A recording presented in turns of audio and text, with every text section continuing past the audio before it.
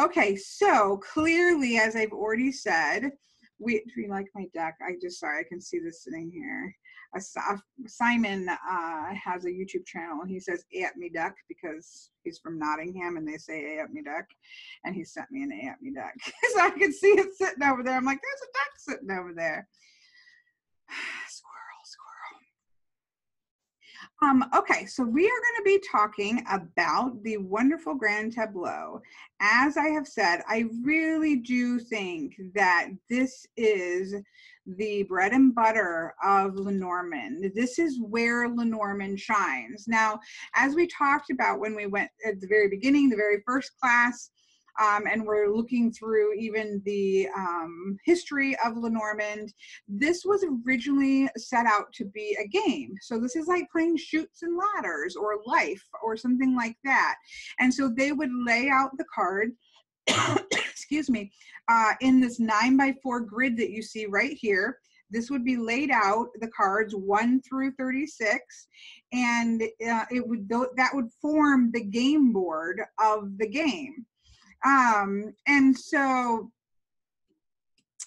So the tableau was the originally how the cards were meant to be laid out and flow together the way that they do. And this comes into play when we talk about houses, but that will be next week, not this week, where we'll go into working with the houses. This is where we start to really see that. So the grand tableau you'll often see in either one of these formats. What I would say the original tableau, which is the 9x4, because again, it was made to be laid out and play as a game board. Or what I think most people think of when they think of a grand tableau, which is the 8x4 plus 4 at the bottom.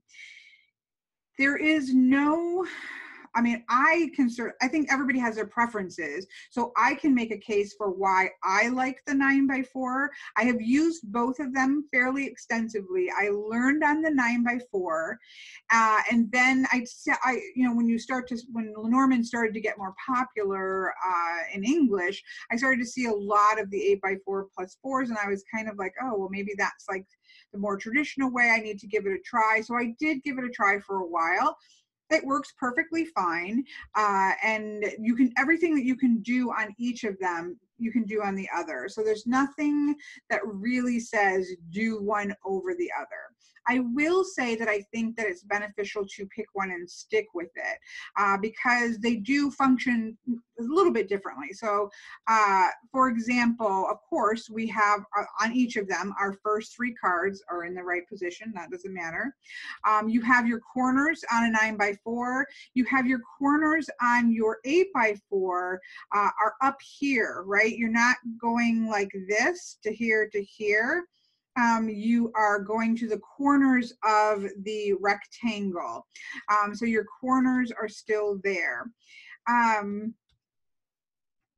I don't like that these 4 cards are shifted in terms of they can never obviously show up in the corners. There's always going to be, but there's always a place that can't show up in the corners. So I don't know. I liked the corners better in the 9x4. It made a lot more sense to me personally.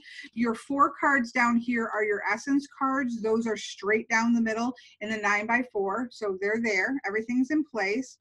One of the nice things about a 8x4 plus 4 is a lot of times you can, I was taught anyways, you can look at these 4 cards right here in the middle, and they can have sort of a central issue that are there, which if you look at one of these, you really can't do that, right? Because you don't have a center. You're going to be over here or you're going to be over here.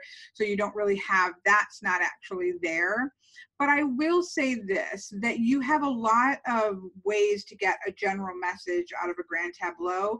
And so not having this one here, I've not found that that makes any difference. Now, if you really love this idea of going into the center, then that might mean, okay, this is an 8x4 plus 4 might be good for you.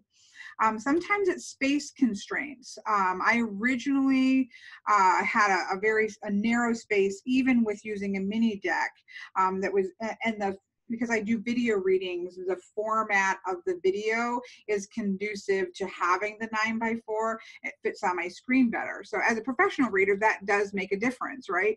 What if you're going to be recording them, making sure that they can see the cards is certainly very important. So that could play a role in why you choose to do one or the other. But in general, other than I would say this exception of maybe doing this 4 in the middle, they all do the same thing and they do it fairly well.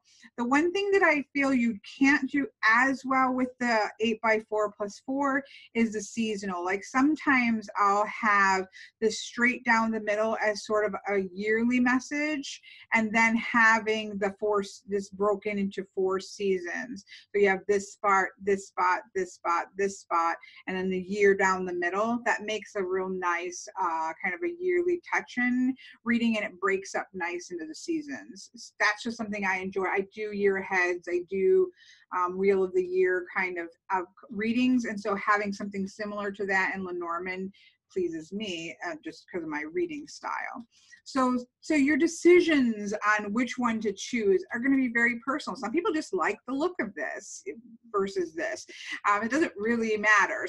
But what matters is maybe giving them both a try and looking at your space and in terms of where you read and all of that kind of stuff, and then kind of narrowing in on one and staying with the one, because it just helps you to get really comfortable popping these are the corners down the middle for the essence or down at the bottom for the essence, and you just sort of get into a real good rhythm with reading it that I think helps by just picking what your tableau is going to be and rolling with it. But there's nothing, and a lot of times you may even hear, well, this is the traditional, because in terms of reading as divination wise, I do think that this one is the most recognizable, but technically this would go back to the original, because this is what it originally was laid out in the original game set. So if you hear people say that, just kind of, people are people get traditionalist about every system under the sun, and you just kind of have to smile and just do your own thing. Sorry, it's a little dry. Now I have heat back. Okay, so what we're going to do is we're going to walk our way. Let me move chat here. I'm probably going to have a hard time seeing if you leave a message, but I need to make sure I can see what I am pointing through. We're going to step through the sort of opening shot of a grand tableau. And you should see that this is very similar to what you've just done with the 9 card. So in the 9 card, we go to that upper left-hand card to sort of, and sometimes connected with the middle, to give us an overall theme or message. With a grand tableau, this is here. Oh, you can't see my cursor. Oh, okay. Sorry about that. Usually, yeah, I thought my cursor was visible. Let's pause for a minute then for some of the people who may not be able to see it. Oh, now I'm going to mess it up. Okay, 1 second. Pause. Let me go back, because that is good to know, Christy. Yeah, I thought, oh, maybe, yeah, with a phone. So I need to be aware of that. So I appreciate that. So let me just run just real quickly through. So let me go back to playing this. Here we go. So thank you for bringing that out. I think that that's probably a phone and tablet issue, and I should be aware of that. So the tableau on the left, which is the 9x4, is the most traditional in terms of that would have been the original way that you laid out the game, right? It was a game board. The now we're gonna see how great I am not at my rights and lefts. The tableau on the right, or the 8x4+4 as it's known, is certainly one I think that's most recognizable in a divinatory sense. And so this one, the 8x4+4, I think is very recognizable, and you will sometimes see people like, this is the tableau. They're both the tableau. They've both been used for a really long time, and so neither one of them is going to in terms of tradition, they are both what I would consider as traditional. But if you really, really want to be ultra traditional, you would probably do the 9x4, simply because that was in the original rule set. And so, yeah, so that's what I was saying. I read by the 9x4 because of those things that I've said. I like the way that it breaks down into a year focus. I also do something which we're going to talk about, where you count around to get an underlying message, and it gets a little bit wonky with the 8x4+4. You can do it. I always have to stop and think, and so it's anything I don't have to do to stop and think. That works really well for me. I just like the clear corners. It just suits me, and it suits my reading table. It suits my reading space. If you have a more narrow reading space, then you might prefer the 8x4+4. I know it looks like well, it's only one set of cards, but that can make a difference in your space, to have a more squared off space versus a longer rectangle. That can make a difference in your reading space, and especially if you're a reader that records your readings, that can certainly play a role in it. So yeah, thank you, Miss Christie, for letting me know that. So I will be more mindful of that. So you can see with both of these tableaus, obviously the first three cards are in the same place, no matter which one you use. And so the first thing that you're going to do is look at these three cards as a cohesive little message that just gives us an overall theme of what, just like you did with the single card up in the top of a 9 card, we're going to look at those three cards. I always start there. Take a little peek. It gives us usually, in these first initial forays, right, I stay quite general. These are general messages.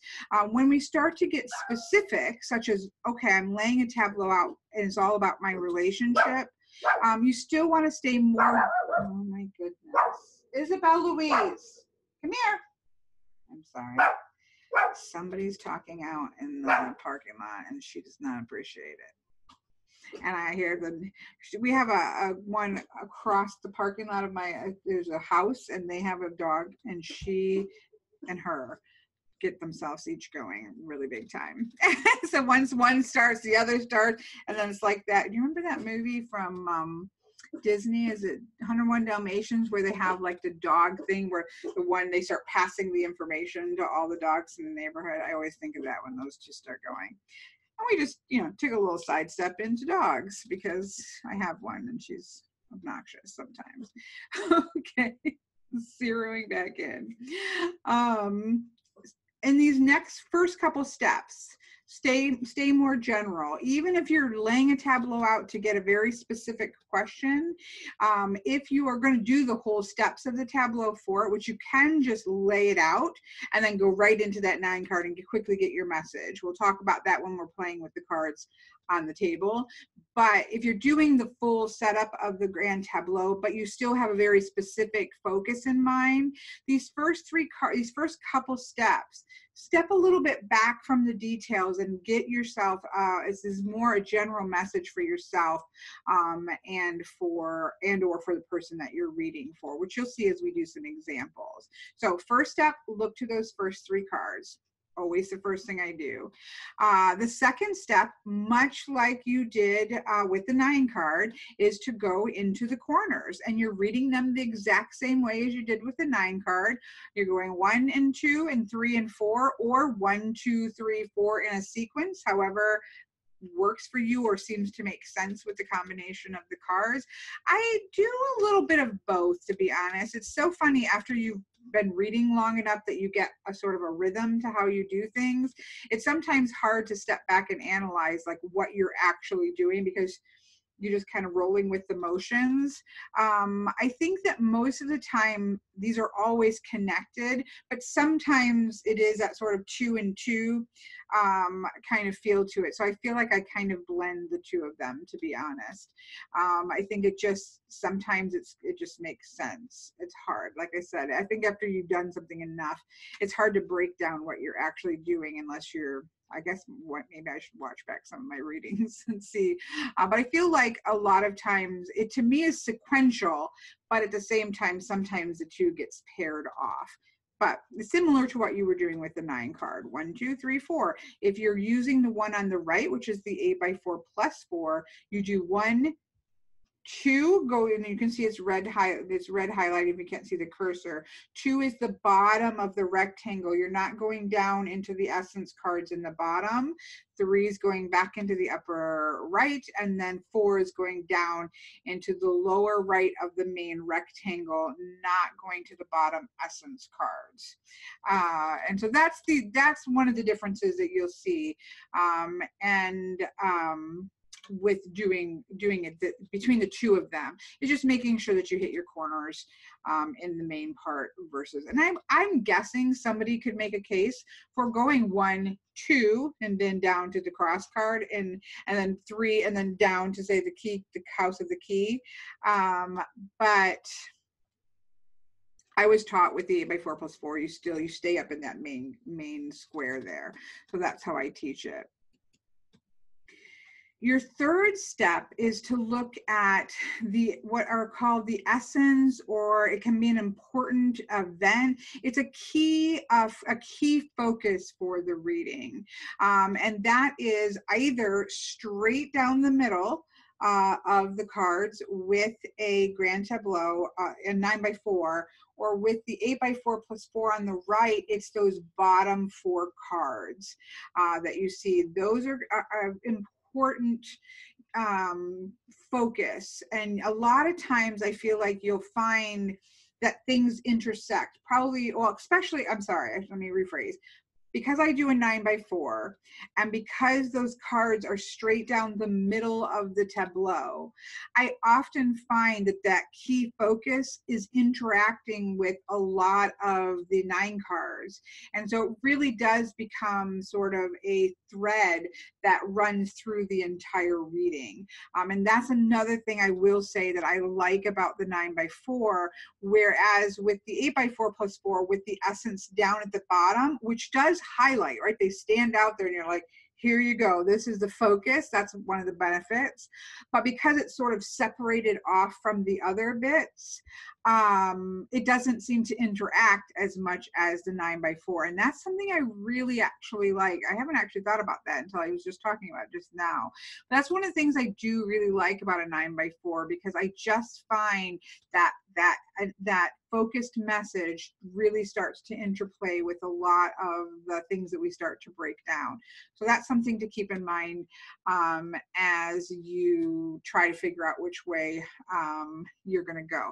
Of course, you could probably say the same thing if you decide to look in this 4 card in the center of the 8x4 plus 4.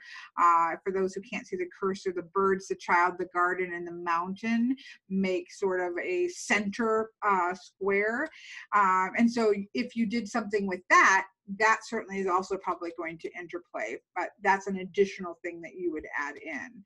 So I think there's ways to find similar structures in both of them, and it's really going to come down to preference. So we look at the first 3 cards to get just a general, hey there message. Often I will find that the first 3 cards lets you know that you've tapped into the situation. You get this message, and sometimes it will show up about, what's leading up to this. Sometimes it's just something about it that says, yeah, we've zeroed in on the situation, and this is, we are. So it's that sort of opening foray into it. That I like. Then we do our corners, and then we either do straight down the middle. We're starting to focus the reading in, or at the very bottom of an 8x4 4. We're going to go down there and look at those. And again, you can read those. Generally, it's fairly, you're kind of making a sentence from top to bottom is generally how it is. You can do certainly all the things with the line, where you could do 2 and 2, or overlapping, as we talked about, where it's like 1 and 2 and 2 and 3 and 3 and 4. There's a lot of different things that you can do. Generally, I think you're just sort of making a sentence out of those 4 cards. because you certainly couldn't pull like a focus. It's a 4 card, not a 5 or a 3. So there's not a center card that becomes the focus in this one. The very top card is often, obviously it's the beginning of the sentence, so it has a little bit of a weight there in terms of subject. So it's a little bit more of a linear read, I think, than some of the other techniques that we've looked at with line reading. And again, I feel like all of this highlights much better when we do our example, but I do like to walk through it just so that we have sort of a step-by-step look at how you to approach it so that it's not so overwhelming.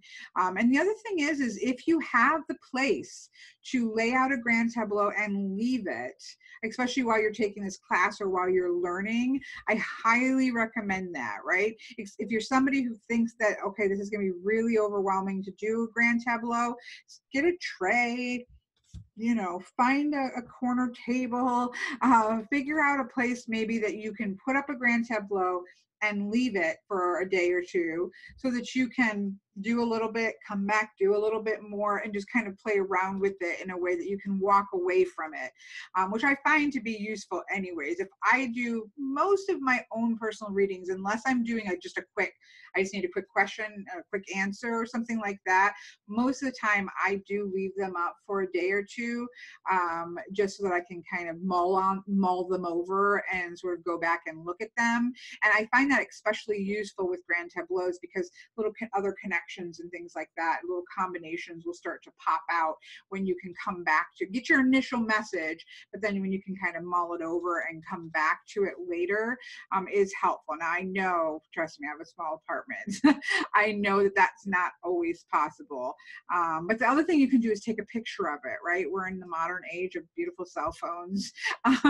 Take a picture of it if you can't leave it out, because then you can either print it out on your computer or just kind of look at it at your phone. I think I gave you, that's why I need to definitely print out my handout.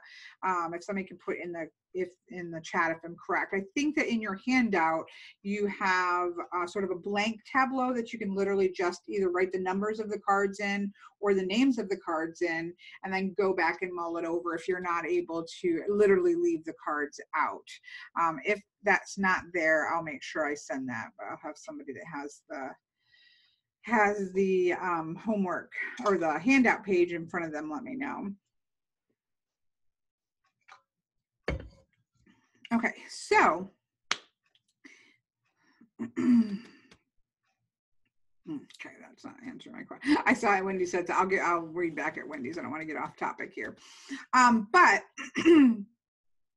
this is kind of the end of so we've kind of worked our way through the first 3 steps of what I would consider more general, and it gets a little more focused as you go. The first 3 ones give you sort of a general message. The corner ones gives you a little bit of progression, I feel. It has a little bit of feel of sort of the important information, but it gives a little bit of a linear feel to it.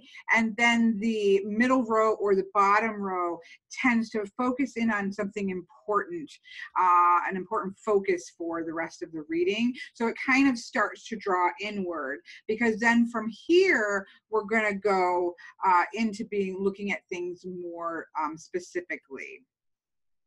So but we're still a little bit more general, right? So we're going to start with the querent.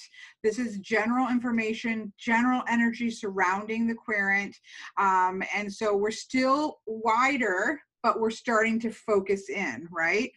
And so we're going to go and look at what's happening with the querent card, whether that is a man or female, is however you determine whether you or your client is a male or female, and or how they identify themselves. You're going to then look to that card. And then with my deck, it's always a querent card, so you're going to go to the querent card, which you'll see here. So for me, it's always the red querent card, but I put over here the significant just so that you could see what this might look like. And so for this example that's on the left, thank you, Christy. I feel so much happy that you let me know that. So on this example, I'm showing you that this card, the significant, which would be the female card, which is what we have over here, is the female. So if you were to relate my deck to a typical traditional deck, the significant would be in the place of the female. And so we look at it, we're going to look at the house it's in. We're not really dealing with houses right now. We're going to look at that tomorrow, next week. But the steps that I would do is to say, okay, what house did the significant fall in? Because that's important. I'm going to look at the column. So if you look over to the right here and see, here's the female card. We're looking at the column that it falls in, and this is considered to be the present. This is like, okay, this is immediate. We're really looking at this stuff right now. And by present, I don't mean today, right? It can be, depending on the question, because sometimes the questions are really focused in on the past or really focused in on the future in some way, but it's that relative. It doesn't mean that last week, it may not relate to things that happened last week or something like that, but it's that more narrow present time period in the column. The horizontal line, or the row that it falls in, has our past and our present. Now, this is where things can get a little bit, you have options. Again, there's a lot of options when you start to sort of get your own rhythm with how you read. And in Lenormand, or any system that is a long-running system, there are different ways of doing things, unfortunately. And so figuring out what works for you is part of the purpose of going through a class like this, so we can ask these kinds of questions and you can think about these things and sort of, okay, no, this is where I'm going to fall on this, so that as you move forward, you've got sort of a pattern that you do. So this is most easily seen if you look to the right on the 8x4 plus 4, where we have the man and the woman. And so there's two ways that you can read the past and the present, or the past and the future of the querent. You can either look at the card itself, and if you can see this lovely image here, she is looking to the left. And so where she is looking becomes the future, and what's behind her at her back, to it, which in this case would be to the right, becomes her past. So directionally, with the image on the card, is whatever direction she's looking in is going into the future, and whatever things are behind her are the past. So I think that worked really well in a time in which there were one or two, a couple of different decks that were out there, and they paid attention to that directionality. The problem becomes that nowadays, often readers ourselves have multiple decks. Not everybody, but some of us do have multiple decks in which the querent, to the male and the female cards, can be looking in various directions. Modern decks often, unfortunately, sometimes are not even looking in a direction. They are looking straight ahead, or they're kind of looking, demurely down. If it's like a Victorian deck and they're kind of just demurely looking to this way, there's not always a clear defined direction of where they're looking. And amongst your decks that you have, if you use more than one, they're going to be looking in different directions. And so I think then it gets hard to have that consistency rule, which I think is so important, come into play.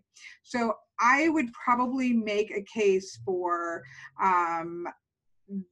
the way that I learned it, and I think you also will still see this in guidebooks as well, that things, so if this is, if the woman, looking at the woman card in the right image here, regardless of where this woman is looking, the things to the left of the card are the past, and the things to the right of the card are the future.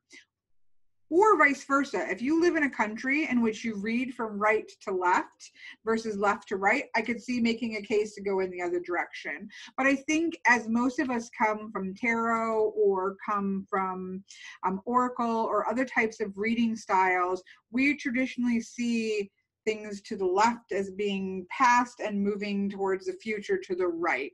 That is a pretty I think now, traditional way of doing past, present, and future. And so that just gets placed in there regardless of what direction they're looking in. So that is definitely something that you just have to make a decision on. You might be a person that uses one deck only, and yours are, you're going to go the way that they're facing. I mean, conceptually, I think that makes sense. She's looking forward into the future, and what's behind her back is behind her back. But again, decks are being created not with those directionalities in place, and or by people who don't read Lenormand, and so they could be looking in all different directions, and so it becomes a little bit harder to be consistent about where your past, present, and future is when you're following that. I think it's far more important in Kipper than it is in Lenormand, but that's my own personal reading style. So, so that you'll have to decide that for yourself. But this horizontal line that you see in both of these, surrounded by red, is your past to future or past to future line, whereas in the vertical line is that the column that the card is in is their present focus. It's that next action. What do we really need to be focusing on right now in this particular column? The other thing that I want to state, and it may be in the next the next slide, but that's okay, we'll get there if it is. The other thing I want to say is that this is a really great time to really look at where the querent shows up in a general scanning sense. So for example of this, well, both of them actually, but let's take this first example to the left, where the significant with the double dots here is the querent. It's all the way at the bottom of the tableau, and it's almost all the way to the far left of the tableau. This, just without ever reading any other card, gives me an indication there is a lot on top of this person, right? There's a lot probably in the head. There's a lot going on above this, above things in the mind. There's just, in a sense, you just feel that sense of a lot of things on top of the person. There's also very little to the past, so to speak, and so you really get that sense of it's time to focus on moving forward without ever looking at the cards. Just by seeing that, you get that feeling. The same thing is if it's at the very top of the spread, you get the sense there's a lot going on underneath the surface of things that need to be dug into. Or if the person is all the way on to the right edge, you can get a feel for their past is really driving the train, is really pushing things right now. There's perhaps a lot of things in the past that are still impacting what's going on and need to be dealt with before you can really start digging into the future. Now, all of these, there's lots of places to look at the future, even if it's all the way to the right. But just looking at it in a general sense of, oh wow, just visually, you can get a feel already for the situation by where the querent shows up in the tableau. There used to be a rule, I know when I started to read, there was a rule, so a tradition or a rule that if, let's say, your querent shows up all the way to the right of the tableau and in the corner, and you're like, okay, well, the person's coming to you because they want to get a reading for the future, and so they don't really want to see their card, all these things behind them and not see anything in front of them. And so you should take that up and reshuffle it. And I think there was a rule of doing it no more than 3 times. There was some very specific rule about that. I strongly encourage, on anything, I don't care what system it is that we're talking about, but I strongly discourage pulling up readings. I think however the reading falls is there for a reason and has something to say. And I tried it for a little while, and always, I will say 99% of the time, I thought I should have not done that. Like the message was there in that first reading, and I should not have switched over to reshuffling the cards.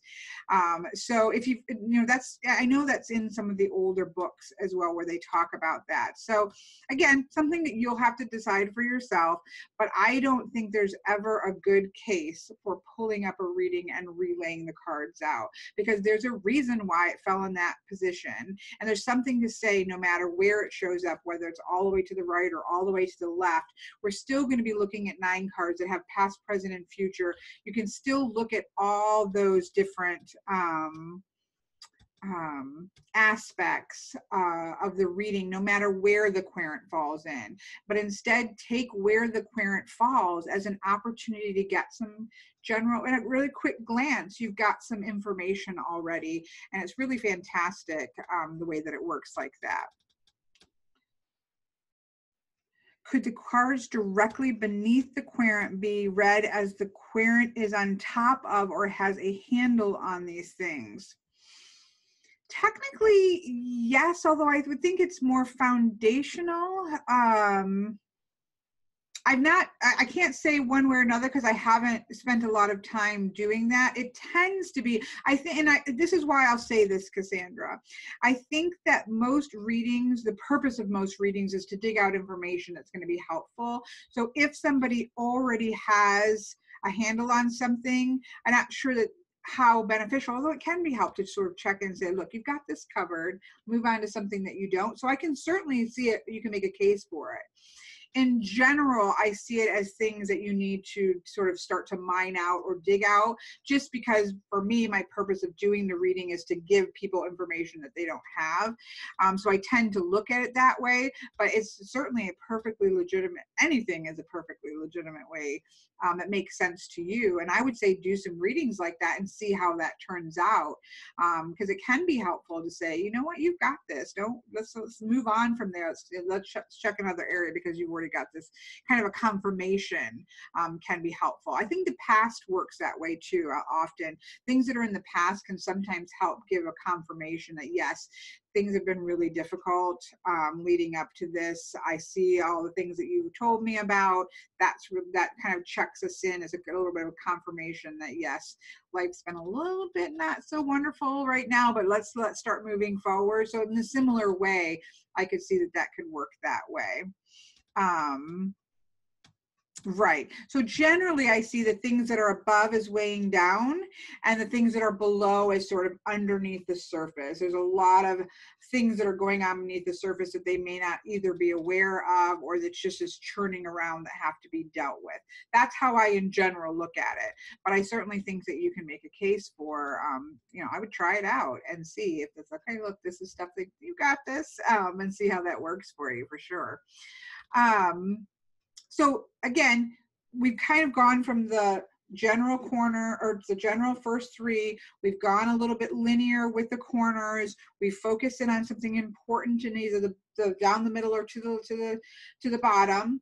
And so now we're honing in a little bit closer by looking at general information surrounding the querent themselves, even though the question, because obviously whether the question is about finances or work or relationship or whatever it is, all of that is going to impact them in some way or another. So there's always the case for looking at the general information and energies that are surrounding yourself or the person that you're reading for. So, we're honing our way in closer. So now, staying with the querent here, we're gonna start to do our 9 cards. So as we've learned, there are to read a 9 card, we're going to do the same thing for the specific topics now that we want to talk about. And I always start with the querent because again, general information surrounding that querent and how it's impacting them is important no matter what the question might be. So in this case, you find the querent. Now, again, we're using the female card. So in the left-hand one, we can see there's not a complete 9 card, and that's okay. This is going to happen. And that's another reason why I like doing the finding finding the significator and laying out the 9 card, because sometimes you don't get a complete 9 card, and it sort of gets you used to not having that, because that is going to be the case in a grand tableau. Depending on where it lands, you may, you're going to have different amounts of the entire 9 card. The way to think about it is what are the cards that are directly touching you, the significator card. So in this case, because at first we're looking at the querent card, here's the female card. Well, we only have these cards that are around it. We have, again, this is laid out in the house order. This isn't an actual reading, but we have the querent card, the tower card, the garden, the mountain, and the lily. Those are the cards that we have to work with, and we just work with them. We look into the upper left-hand corner and get an, oh, she needs to get a little perspective here. We can look at the past with the tower and the querent. We can look at the future with the mountain and the lily. We can look at this important present moment being with the garden, need to get out and get connected. We can look at what's going on above here with the tower, the garden, and the mountain. We can even still do our cross, starting with the querent to the garden to the lily. We just use the cards that are there, and we think about what we can bring into the cards that are missing. So again, we have the sense that what's on top, maybe what's in the mental space, is more important right now than what's going on beneath the surface in this particular area, because we don't have anything. And that energy could still be in flux. There's just not enough information about it. There's ways in which you can read the missing pieces as well, and why that might be the case. So, one of the things about a grand tableau is it really does teach you to just work with what you have and don't stress. You're treating it as a 9 card and just work with what's there. In the example to the right with the woman, we have a complete 9 card, right? So we have all of the cards surrounding her. Of course, that's always like, oh yeah, look, all these cards that we have. We can, again, do our upper corner in the garden. We can do our corners, the garden to the crossroads to the key. I'm scooched over, the crossroads to the fish. We can do our cross going around from the man to the mountain to the lily to the anchor. We can do above, we can do below, we can do past, we can do future. You can do all the things that you did with your 9 card surrounding the woman card. And so this is where we start to do this for the significant cards. Now, in general, if you're doing, say, a general grand tableau, which is what I would really recommend you doing this week, is taking a moment to do a general, not a moment, because it's going to take a little more than a moment, but I would really recommend that you do a general reading for yourself, which I'm going to do one for myself when we switch hands down, so that you can kind of see how that would work.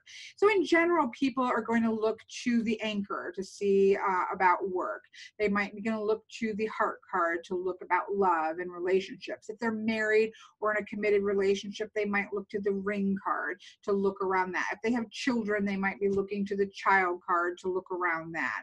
But in general, in a general reading, you're going to be looking at the querent. You're going to be looking at the anchor card for work. You're going to be looking at the heart card for things around love. You may be looking at the fishes card to look about finances. I tend to really like to also look at the paths card because that indicates big decisions or something important, choices or crossroads moment that you have to look at. And I really like giving that information to people. I think that can be really helpful. So you might want to look there. So you're going to start to hop around to the different significators and start to read them as you would your 9 card that you've been doing. And this is where it also is important that you know what your significators are, right? Take that time to figure that out. And if you're doing some kind of a question that's different, you're setting that set in your head. So say somebody is going to do a specific question about college, or whether or not what they should be doing with their studies, right? So then as I'm shuffling, I'm like, okay, we're going to be looking to your card to look at the energy surrounding you. We're going to be looking at those general areas. And then we're going to be looking to the book card for college, where some people might be going to the tower card you kind of focus your head in, okay, I'm going to be looking to the Tower card. I may be looking at the Fish card in regards to finances surrounding school. I may look even to the Anchor card to say, okay, how is this going to help career-wise? Is this going to be a good fit, and it's going to help as they move out of college into the career? And so even if it's a specific question, before you lay the tableau, you're kind of think about where are the places that you're going to look to sort of dig into the particular reading. Which is what, of course, I just, this slide is what I was just talking about, with some examples. So here, if you look to the left at the 9x4, and you look to the paths card, we have we have a full line here. If we're looking to the work card, which for me is the anchor, again, we just have part of a 9 card. You use the part that you have. Over on the right-hand side, you can see, looking at the ring card, it's down here in the very corner, and all you have is 3 cards. Read the 3 cards, right? Don't worry about that. The past shouldn't be focused on. Maybe it's time to stop. Maybe in terms of this long-term relationship, you've got to let the past go a little bit. It's time to focus moving forward. Here's some things that are going on above the situation, and you just work with what you have. You don't stress that there's not 9 cards there. Those 3 cards become even more significant because we have such a narrow focus with the cards that really narrows in and says, okay, we're pinpointing on this being important right now. If you look here to the heart card on the right of the 8x4, you can see where we have part of the 9, we're missing the whole future row. So there, in terms of the relationship issues, we're looking a little more at the past, but we can still see with the significant energy with the bear. We can still see what's going on above and what's going on below. And we can even, in some cases, do a cross where you're just, okay, we have this and this and this. And what does that mean? That past right now, it's not locked into place. It's not relevant yet because there's still some things to be working on here. So you're going to find that your significators come up in different places. And the message is to not stress about that. Just read the cards that are touching your significator card. And that's going to give you the information that you need and that needs to come out in this particular reading. So it's not a failed reading. You don't need to pull it up.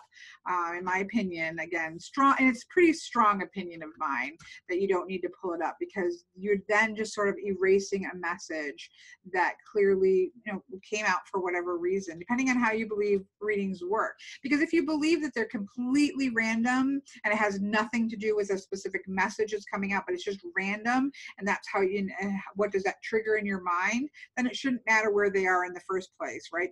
That's a completely random. It should have something to say anyways. But if you do tend to think, okay, these are coming up for a reason, these cards are coming up for a reason, to then just pull them up, you've just sort of erased whatever that is and have put down a whole nother ball game. And I think you then miss that initial message. So don't stress when you just have a couple cards. Just read the couple cards that you have for that.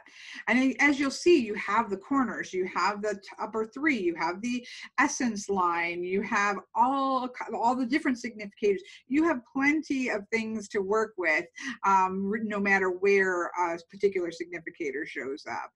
So you're always going to have plenty of information. So you're starting with the 9 card or whatever number that might be for the querent, yourself or the person you're reading for, and then you're going to start hopping around to the places that you want to look. Next week, there's many more things that you can do. There are houses that can come into play. You can create little chains, which is one of my favorite things to do. You can knight the cards. You can count around and get messages at the very end, which is something that I do. And we're going to look at that stuff next week. So for this week, we're going to focus on those steps that we just talked through and that we're going to show out in an actual reading. So let's escape out of here and stop the share and take a drink. All right, so let me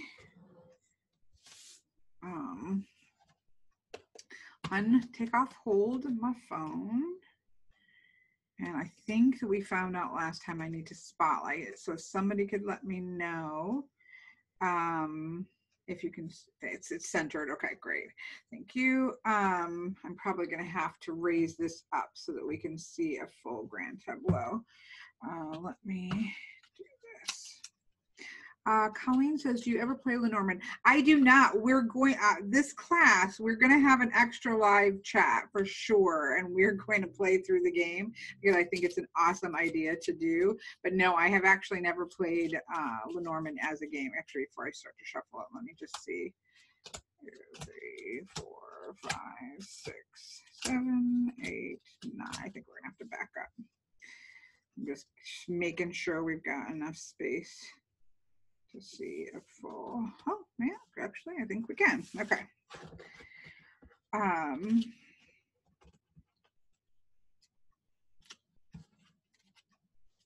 Okay, so I am going to do an actual general reading for myself, and I would definitely recommend doing this kind of a reading this week because there's not any great, and next week we'll do a little bit more of a focus on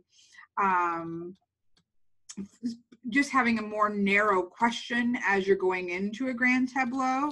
But I think that in order to sort of play with the grand tableau, doing a general reading for yourself would be a great exercise. And there's not a lot of pressure to it. It's a general reading. You're just getting general information, but you can also go as specific as you want to go as well. And I'll certainly do a couple of lay down examples of a specific, at least one. Doing okay. We got a little later start, so if we go a little later, that's okay. But we'll try to at least lay one down on a specific question so you can see that. This is the, sorry, I know people like to know. This is the 1889 Lenormand Mini. Can we just talk about how adorable mini cards are? Especially this deck. This was the second deck I ever purchased. The first version, it used to be called the Game of Hope. And it's by far, other than my own deck, it's the one that I've done the most readings with. And this is another iteration of it, but let me just talk about those backs. Oh. Anyways, I just love mini decks. I like mini things in general. And this is just a particularly gorgeous one. Waiting for this. Oh, you're waiting for it, Colleen.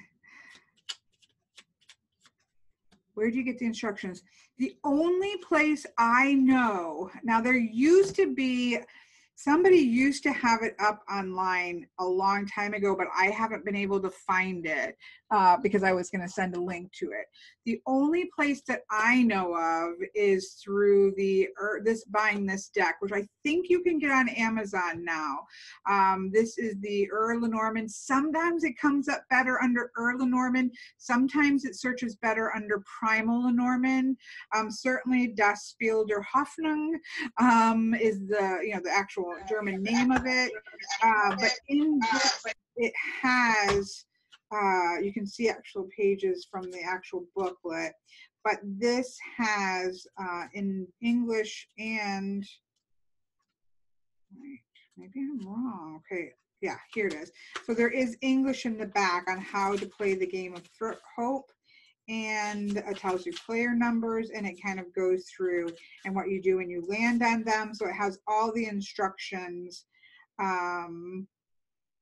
as well as that, with the same game, it's also possible to play the entertaining game of oracles by reading for others. So it actually had a lot of the original, like tarot originally was a playing card game, right? And it didn't have any talk about divination until a little bit later, where this is one of the few that was a game, but it also mentions the fact that you can use it for divination right at the beginning of the system, which is kind of cool. Just to weird geeky people like me. But so yeah, this is right now, this is the only place I know that you can get the instructions for it. I'll do another search and see. I feel like it was Caitlin and John Matthews do a lot of tarot and Lenormand decks, and they write a lot of books, and they are like research people. And they used to have the instructions translated into English. You can get the German version around, but finding the English version, they used to have one up. But I think when everything got consolidated and they were doing different things, I think it's not there anymore. So this is the only place I'm 100% sure that you can get the English translation. Now, if you can speak German, you know, you can probably find the German version. But as of right now, that deck is is it Los Carabeo? I think it's no, this is AGM. But I know that this is available. Like, it's not hard to find this particular deck. I'll try to, let me make a note. I'll try to put some links in the email.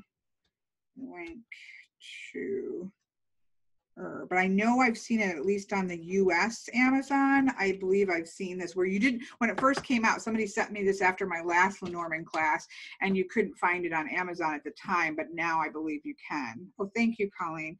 It's on Amazon for $17.58. To me, if you know, it's just well worth it. It's the oldest, you know, it's a reproduction of the oldest version of Lenormand that we have. So it's just really cool to be able to have that as a geeky thing, and knowing your roots, just like I think people should have. They are large cards. Yeah, I don't use them for grand tableaus. I use them for 9 cards a lot, just because I like them. I like using them. But yeah, a grand tableau would take your floor or a large kitchen table. Yeah.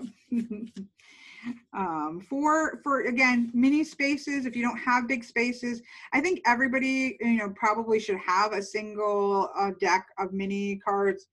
I think it's just nice to throw in your purse if you're just out and about. I've done grand tableaus at Barnes and Nobles in the coffee center for my niece, because it doesn't take up a lot of space to be able to do it. I think they're really handy. A lot of people do them. I mean, there's not as many minis out there as there are of larger ones, but especially on Etsy, I think if you put, you know, if you put in Lenormand mini, you're going to be able to find. One of the things that I like about this, and you can usually see it because it will say bridge mini. So bridge minis are a little bit more narrow. So bridge cards in general are, so you have poker size and bridge size in playing cards. And so pokers are a little bit wider than bridges, the same height, but bridges are a little more narrow. And so the same thing with the bridge minis is they tend to be slightly more narrow. And so that's another way to even get it more condensed if you're trying to get things small. I love the Revolution Lenormand. I think that came back out. Yeah, the cardstock I wish was at least the original cardstock. I have to pull that. I need to pull out some fresh ones next week so you guys can see different decks. But that's a beautiful deck, and it went out of print, and I stopped using it because people were like, "Oh, I want that deck! I want that deck!" and they couldn't get it. But apparently, it's out again. So I'm trying to think. I'll have to think. I don't actually have a ton of minis. I have this one as a mini I use all the time. I have one called the Black Hand Lenormand, which is all black with white. That's a mini. I'm putting mine out in a mini because I need it for my own self. I'm trying to think. I don't have a lot of them, but I might get the Revolution Lenormand as a mini because I love that deck. But yeah, anyways, I think that the best place for finding mini is on Etsy. I do think that a lot of the people on Etsy that put out Lenormand decks do put out minis eventually. So I think that that's your best place to be able to get a mini set. All right, so yeah, that's the downside to Etsy well, I mean, there are UK Etsy sites as well, but if you are ordering out of country, it's the downside of working with Etsy because shipping is just wretched right now. In fact, the US just is about to take up, they might already, taking a huge jump up in international shipping. And you've got then small independent people who don't have access to discounts on shipping. So shipping gets to be killer. The nice thing is they're very small. The weight can be a problem, and they're so small they won't be too bad. But yeah, it really stinks. But I don't know of any mini version that's a mass market. One thing I might suggest would be if you only have access to mass market, I want to say, and if you like tarot, it's the tin, Lenormand in a tin for the Pixies. I think it's called Pixies Lenormand, that is based off of the Rider-Waite-Smith artwork by Pamela Coleman Smith. When you trim that one down, it makes a fairly small one.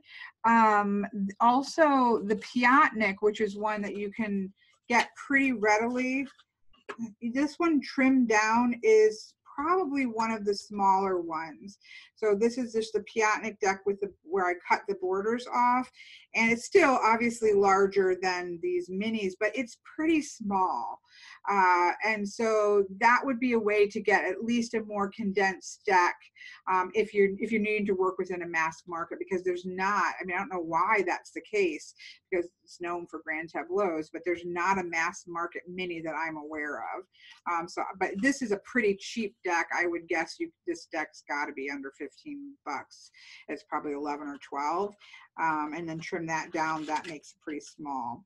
The other thing, obviously, you can get really cheap mini playing card decks. Take out the ones that you need for Lenormand, write the name of it on, and there you go, because you don't need an image with Lenormand. Make yourself a cool one. All right, enough. I see how easy it is to go into decks, because people like us who love reading systems, we also love decks and things and rune sets, and we like all of the things that come with, it's funny, isn't it? I don't know if it's because this type of thing attracts the kind of people that like that, or just getting into it just blossoms into that. I think it's a little bit of both. I think that there's a little bit of a collector in all diviners. Okay, so let's give an example here of a general reading.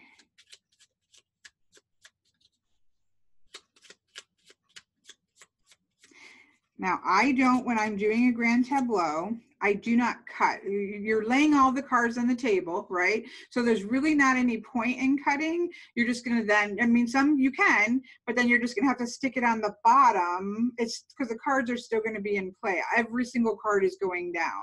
So there's really not a good call for a reason why you would cut a deck when you're reading for a Lenormand. So I just shuffle until I feel like I'm done. Whatever, you know, the more you read any kind of anything, you just kind of get that sense that, all right, it's done its thing, and I just stop and start laying out. I don't do any kind of cutting.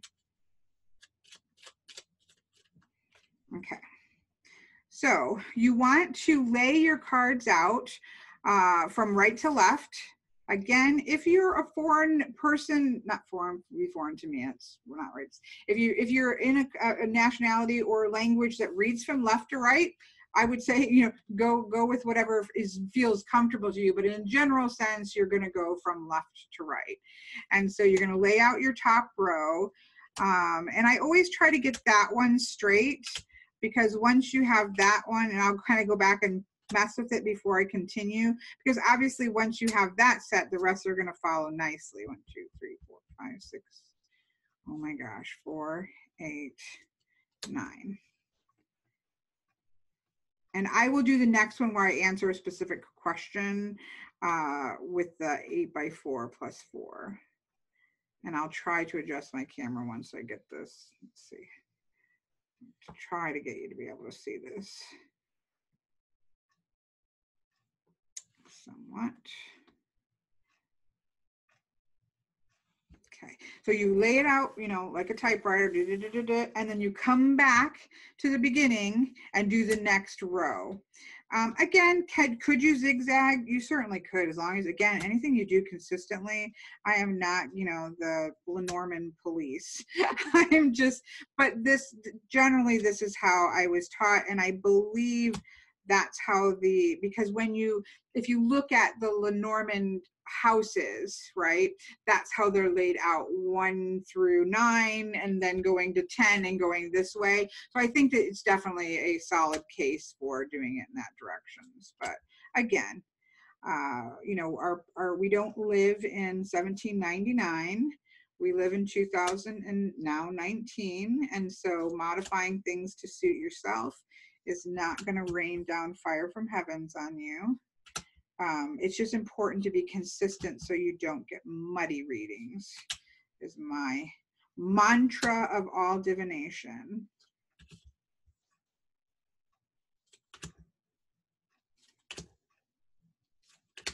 Are we going to have, yep, we're going to say, are we going to run out of room on the bottom?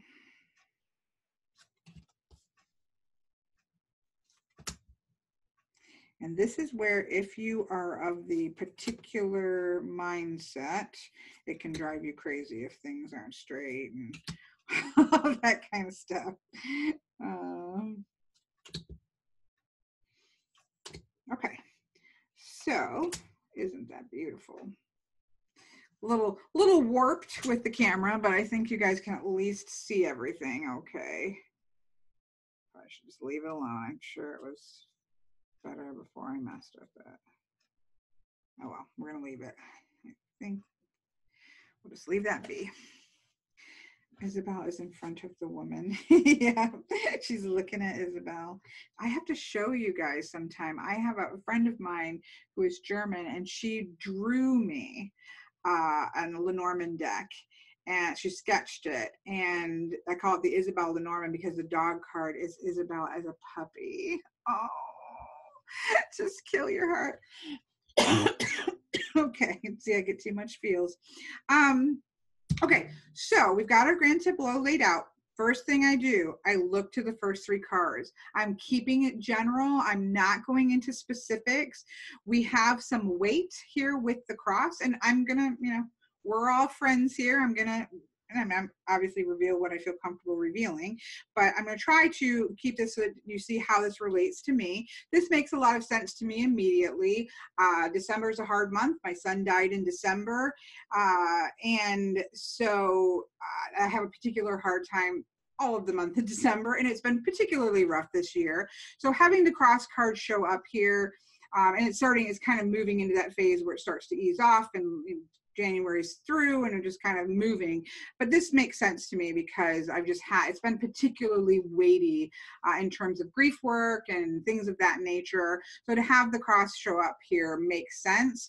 And especially with the bear card, you really got to dig deep. You've got to tap into sort of my inner resources for my sense of security. I've got to go inward and get that secure, kind of feel like I'm at home in my own space again, in my own body. So those 3 cards in a general message make a lot of sense to me. And I think, of course, that's one of the things, the benefits when you're reading for yourself is that you know when something clicks in and when it doesn't. If you're reading for somebody else, you read what you see. That's the, and we'll be doing more of them where I'm reading for other people. But when you're reading for yourself, you can make those connections immediately. When you're reading for somebody else, the key is just say what you see. And it's up to them to then have that reaction of, oh yeah, I know what that means. You just kind of, as a reader, are there to read what you see there, give them the basics that are there so that they can then relate that to the things that are personal for them. So that makes a lot of sense to me. So then I'm going to go to the corners.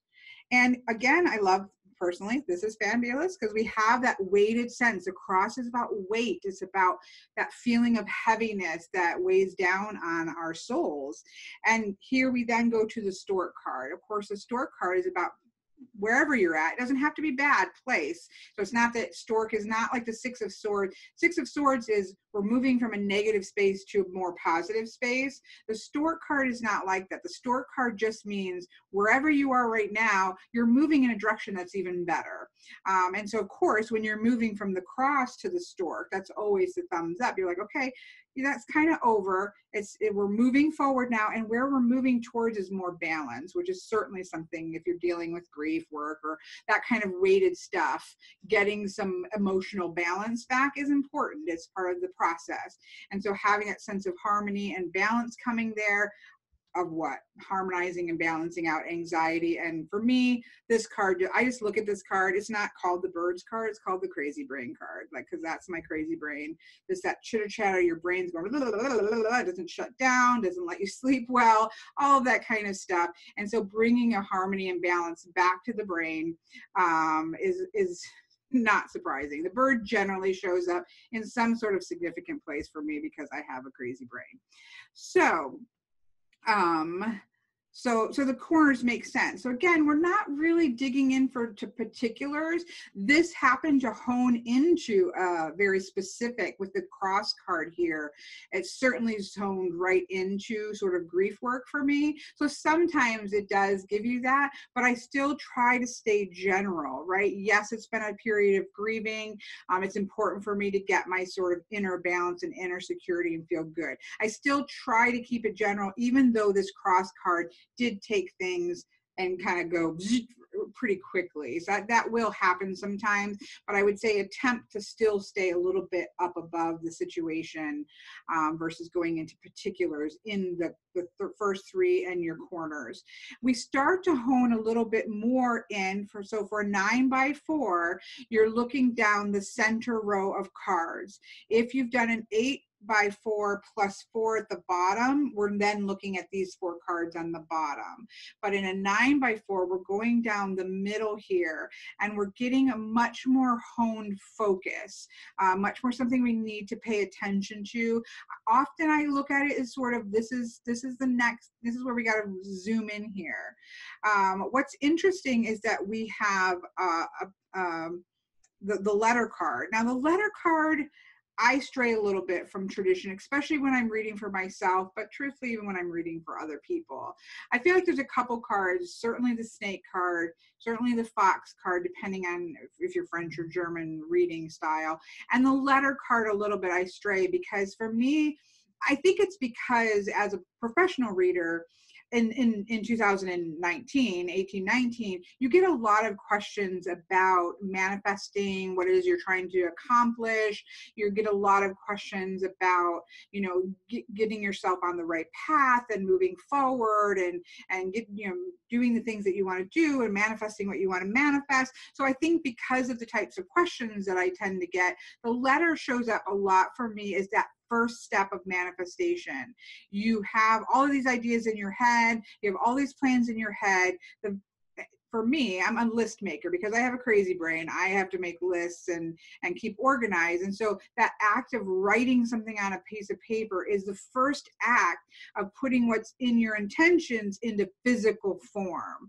And so I often, for me, letters speak to that idea of it's that first step, but it can also be straight up writing. So this works in 2 ways for me because I made a rune system, my own rune system, and I need to write the guidebook for the rune system while I'm waiting for the prototype to come.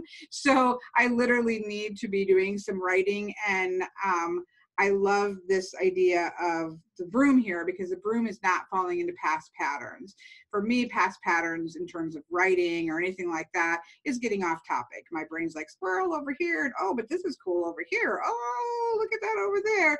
And instead of really staying focused and getting the work done that I need to get done. So in a personal sense, this is probably not the best example of doing a reading because when you're doing a personal reading, it can be much more specific because it clicks in your head. You're like, oh, I know what that's talking about. But so for me, this is about staying on track and what I need to get done that is very specific to writing. And it has to do with work in terms of my business. But in order for this to be successful, I need to stay on track. I need to stay focused, and I need to just be wary that I don't fall into past patterns, which are generally distraction and or starting too many things and not finishing things. That's again part of being a crazy brain person. So that makes a lot of sense to me. It starts to hone in on what I need to be paying attention to, this essence line right here, so that we kind of go general and start to get into a much more specific message that I need to pay attention to. When I leave the rest of the reading, I generally am still really holding on to this message because it's kind of like that's the next action that I need to focus on. And so I really pay a lot. That's why it's called an essence row often, is because it's important. Pay attention to that row or the row that's there because it's giving you something that you need to focus on. So once you do that, you then find your own card. So here is the woman card. And so I'm going to focus on the woman card here. And we can see that I actually do have a full 9 card that's around it. If it was over here, I wouldn't have as many. If it was, over here, don't worry about that. Just read, and I'll make sure to get something that's not full. But for the sake of me, I'm right here. I've got a full card around me. So I like to see that for the whole grand tableau, that first 3 cards kind of zero in on some weighty things, but we can see it's moving into a better space. But on the 9 card around me, the upper left-hand card is the bouquet. So again, there is that sense that, dawn is coming, the sun will come out tomorrow, we can all start singing Annie, things are getting better, good things are coming, that kind of thing. So that's, good to see when you come out of a weightier time period. So I look to the upper left-hand corner, just like we did with the 9 cards. Then I look into the corners. Again, the bouquet is coming right through the clouds, which is really cool. Again, because especially since we started with the cross here. So that has significance for me. So it's coming. You could also say good things are coming, something new, exciting, abundance, luck, happiness. It may not be really clear yet, though, what that might be and what form that might take, because we have the clouds here. But again, it's highlighted with the Rider card, bringing good news. This is a good thing that's coming, and it's about new things that are taking me on my path, keeping me on my path. While I might have, had some bumps in the road in the last month or so, I'm still moving along, going in the direction. The stars card for me is that sort of check-in. Are you kind of moving in the best direction for yourself? And certainly when it shows up with I was looking off of there, and then I thought, am I off whack? And it's really the whip, but no, I'm right. So we have the Rider, and then we have the stars card here. Again, I'm just gonna try to keep it moving so that we can get through this and have another example. You can go then around the cross. So we have friends and we have the garden card. Again, not surprising to me when I get into phases. I'm a hermit. I'm naturally a hermit anyways. I also work from home on both of my jobs. So it's really easy to cross the line between being a healthy hermit and getting into isolation and maybe not getting yourself out there enough, and you can lose track and not take care of your friendships and things like that well. So this is a really good, not surprising that these two would show up. That is important to get out and connect with friendships. It's important to your well-being, and it's also important to your sense of passion. And it's what gets you, our connections with people are important. It's what gets us keeps us moving and opens ourselves up and opens our hearts up. I'm all for healthy hermiting. I think it's a great thing, but it's so easy to slide into unhealthy hermiting, and it gets to be more isolation. And so we're human beings, and we need interactions with people. It's part of what keeps us active and keeps us moving and learning. And so that's what I get out of that cross in a quick little look. Again, all makes sense to me, especially, and you can see that these 3 cards sort of drive the overall message, because they're really a key message here. And so they do put an overall theme for me, especially in a general reading. Those 3 cards sort of give a theme to the rest of the reading, something that I would say, you know, the universe is kind of saying, hey, look, this is a good message, it's important. And for me, it starts to drive the rest of the reading, unless I have a very specific question. But as a general reading, these first 3 cards are really important, and they kind of give the flavor of the rest of the reading. And I start to read, especially for myself, I start to read the rest of the reading really in alignment with the message of those first 3 cards. That's how important those are. So you go through your 9 card, and you can do all the things, or you can do some of the things. You don't have to go through every step. If you've looked at, especially the longer that you go, if you look at a group of cards and you can kind of, oh yeah, I know what you're talking about. I hear you. I hear you. You don't have to sit there and parse it all out after a while, right? Because you've just sort of, okay, I hear what you've got to say, and I'm going to kind of move on. Or this can be one of those things where you sit down, you know, grand tableaus, doing a general grand tableau, I think is one of those things that are best done once every 3 months. When you're doing a general tableau for yourself or for another for a client or for a person, they tend, traditionally, if you read a lot in books, a lot of times they'll say they're best for about a 3 to 6 months period. But for myself, because I do believe that our choices and decisions make so many shifts and changes, I feel like 6 months is really pushing it. There's a lot that can shift and change in 6 months. So I tend to see a general grand tableau is something to be about once every 3 months. So you're not really doing a full on, like going through and parsing it all out.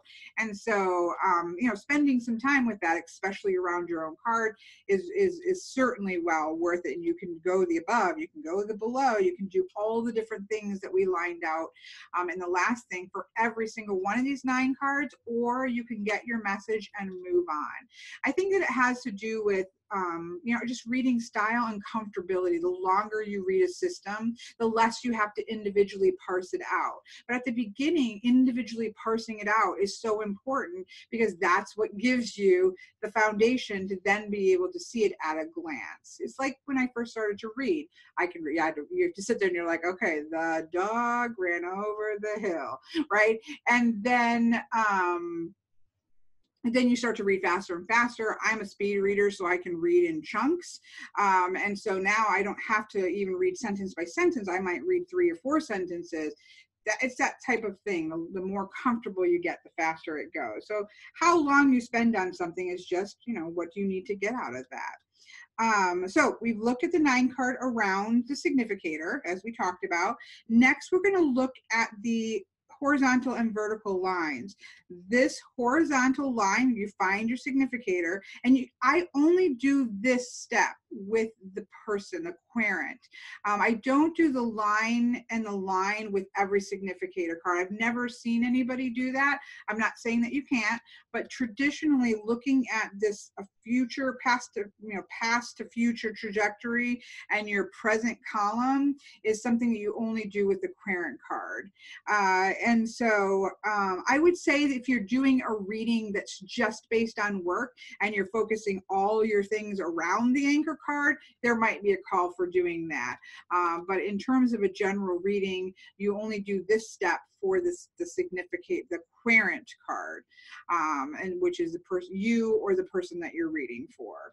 So we look to the current, my current line to see what do I need to really be focusing on right here and now. And again, is that sense of security, but also feeling secure within myself so that I'm much more active in going out and connecting with other people, because this is what's going to keep my heart active. This is what's going to keep my passions going, my connections with people via, you know, live chats and my work things, as well as my personal life thing. It's what drives me. It's what excites me. I love teaching. I love doing that. It's part of my passion.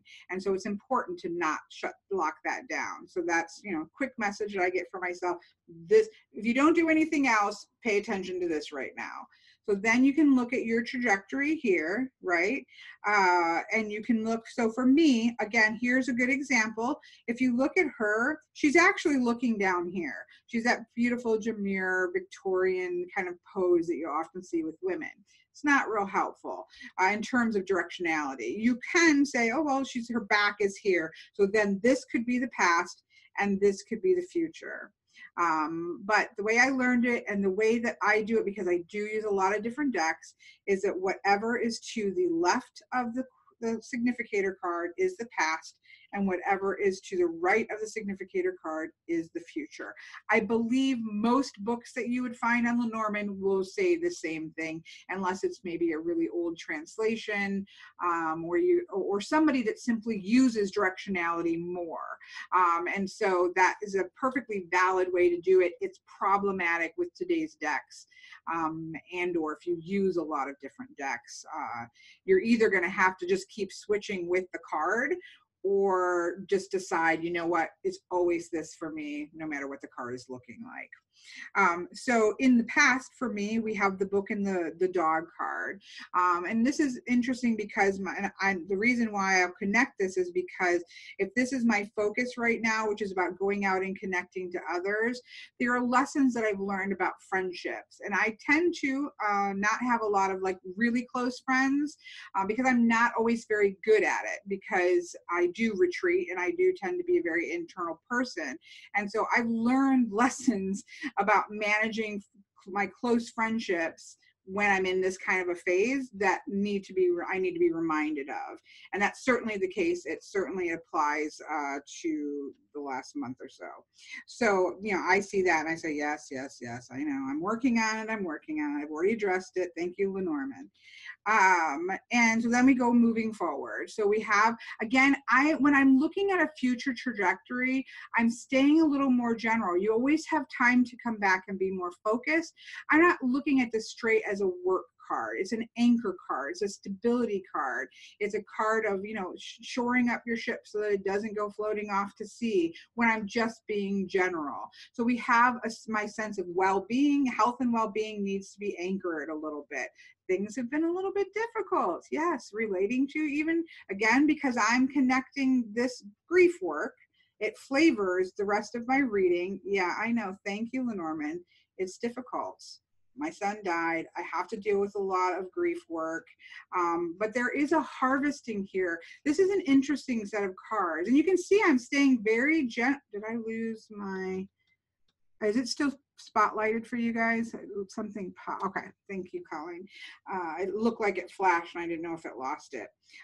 Because technically, right, and I promise we'll do another one where it's an ask specific question so you can see that. You don't have to parse out, it doesn't have to fit perfectly. What does that say to you? When I look at this trajectory of cards, I see well-being being rooted and anchored, right? I see a painful situation regarding death, because I know of what I'm talking about, because it's my card or my card. So I know that this is thing. And we have the sun coming up and happiness and being committed to happiness and growth and all of these kinds of things moving forward. So we can get this sort of beautiful trajectory and get a general message out of that without, having to be super, super specific. Because in the end, whether you've read it exactly correctly in order is less important than the fact that you've gotten the message that's there for you. But of course, at the beginning, when you're learning, it's important to, at least you want to see what that is. And if at first you think, whoa, like, I don't know what's happening here, then always step back into, okay, well, here we have well-being that's being anchored, right? We have a painful situation about death or about the ending of something, about changes, right? But we still know that the card can harvest things, right? And so we have this idea of the sun coming up and abundance and happiness and a commitment to that. Sort of, I'm not going to read this as, oh, I'm going to, at the end of all this, I'm going to get married, right? I'm not going to skip there because I know myself and I am not getting married. So we don't want to all of a sudden say, okay, the ring is there, So all of a sudden we're talking about a relationship, or we're talking about marriage or something of that nature. It needs to fit with, you know, the message that you're working at. Now, obviously, if somebody asks you a question about getting married and you in the ring card shows up in their future, that can mean something very different. But in a general reading, you know, you've got to sort of have that feel for it, and don't let something like the ring throw you off into all of a sudden you're now talking about a relationship or a wedding or something of that nature. You can just go with that flow and see how that might tie in with the rest of the message. So we've done the 9 card around. We've looked at the present line. We've looked at the past and the future line with this horizontal that's going on here. So you got this little cross.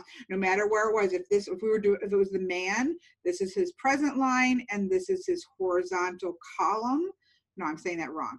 Column and his row, right? So you're just finding the querent, and the column that they're in is the present, and the row that they're in is past to future, depending on where that person is at.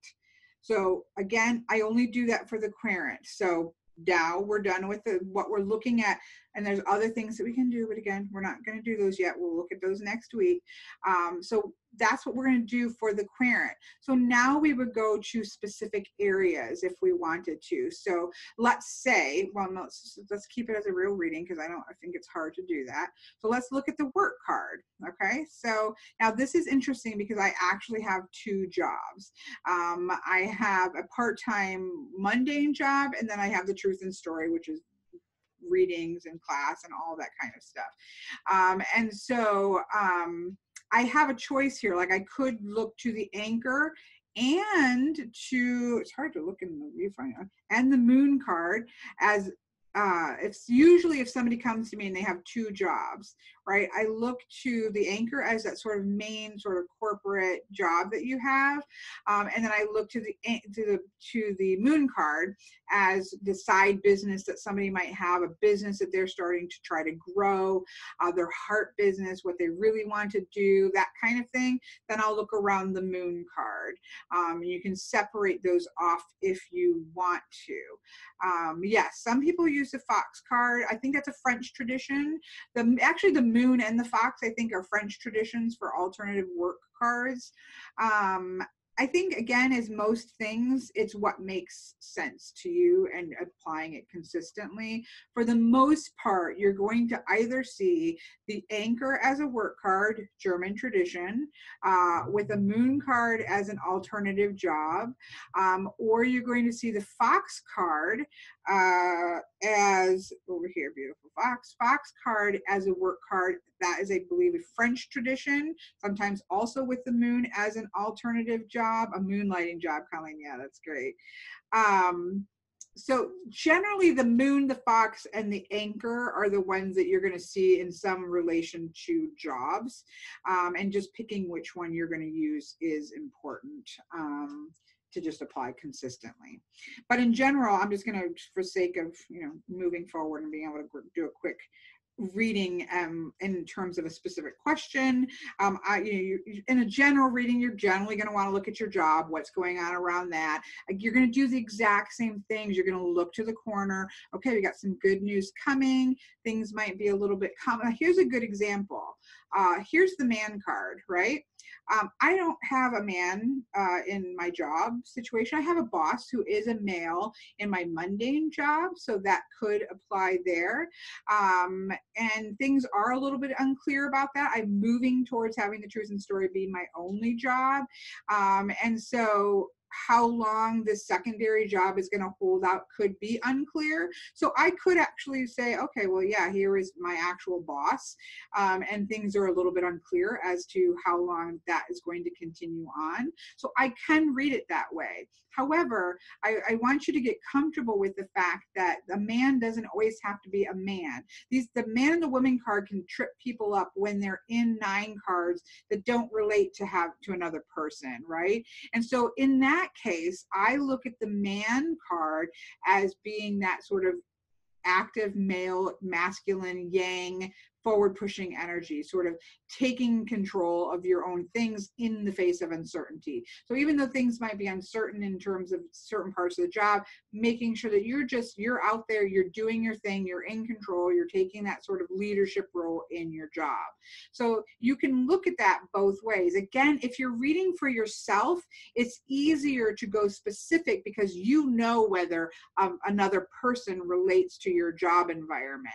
If you're reading for someone else, how I tend to address it is to give them both options. People are intelligent human beings. So I'll say, in a general sense, this can say, take control, be in leadership, drive your own car in terms of your career, even though things might be uncertain.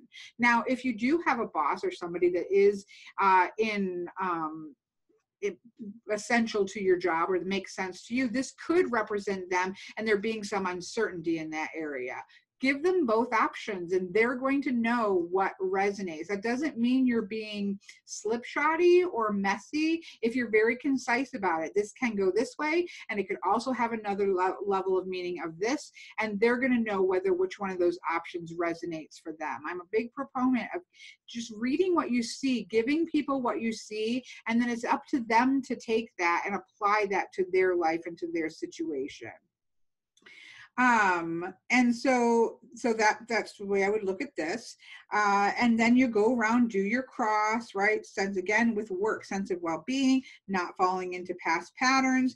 Things might be a little bit difficult in terms of work right now, but what is it harvesting? It's harvesting the key, which is success and things working out in the end. Even though we have some complications, we have a little bit of a warning, stay. Again, when I kind of fall back into grief work mode, I tend to let things slip in terms of organization and things like that. I've got to make sure I'm bullet journaling and doing list making to keep myself on track. So this is like, don't fall back into your past patterns, stay on top of things, and things are going to, in the end, harvest things out in a good way.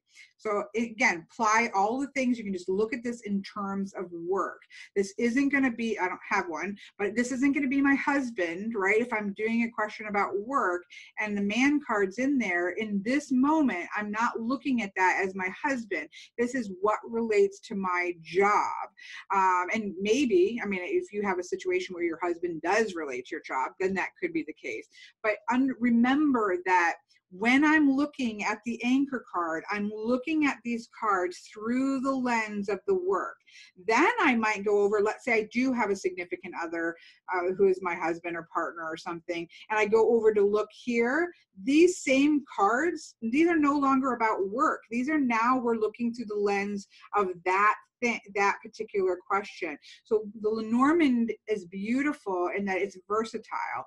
Just because you read it one way in one 9 card doesn't mean it's not going to shift if those same cards show up in another 9 card. But for the case of my personal reading, I'm just looking at the work card that is right here. And then you can go on from there. If you want to look at love relationships, if that's something that you're wanting to look at, you would look at the heart card and just look at the cards around it.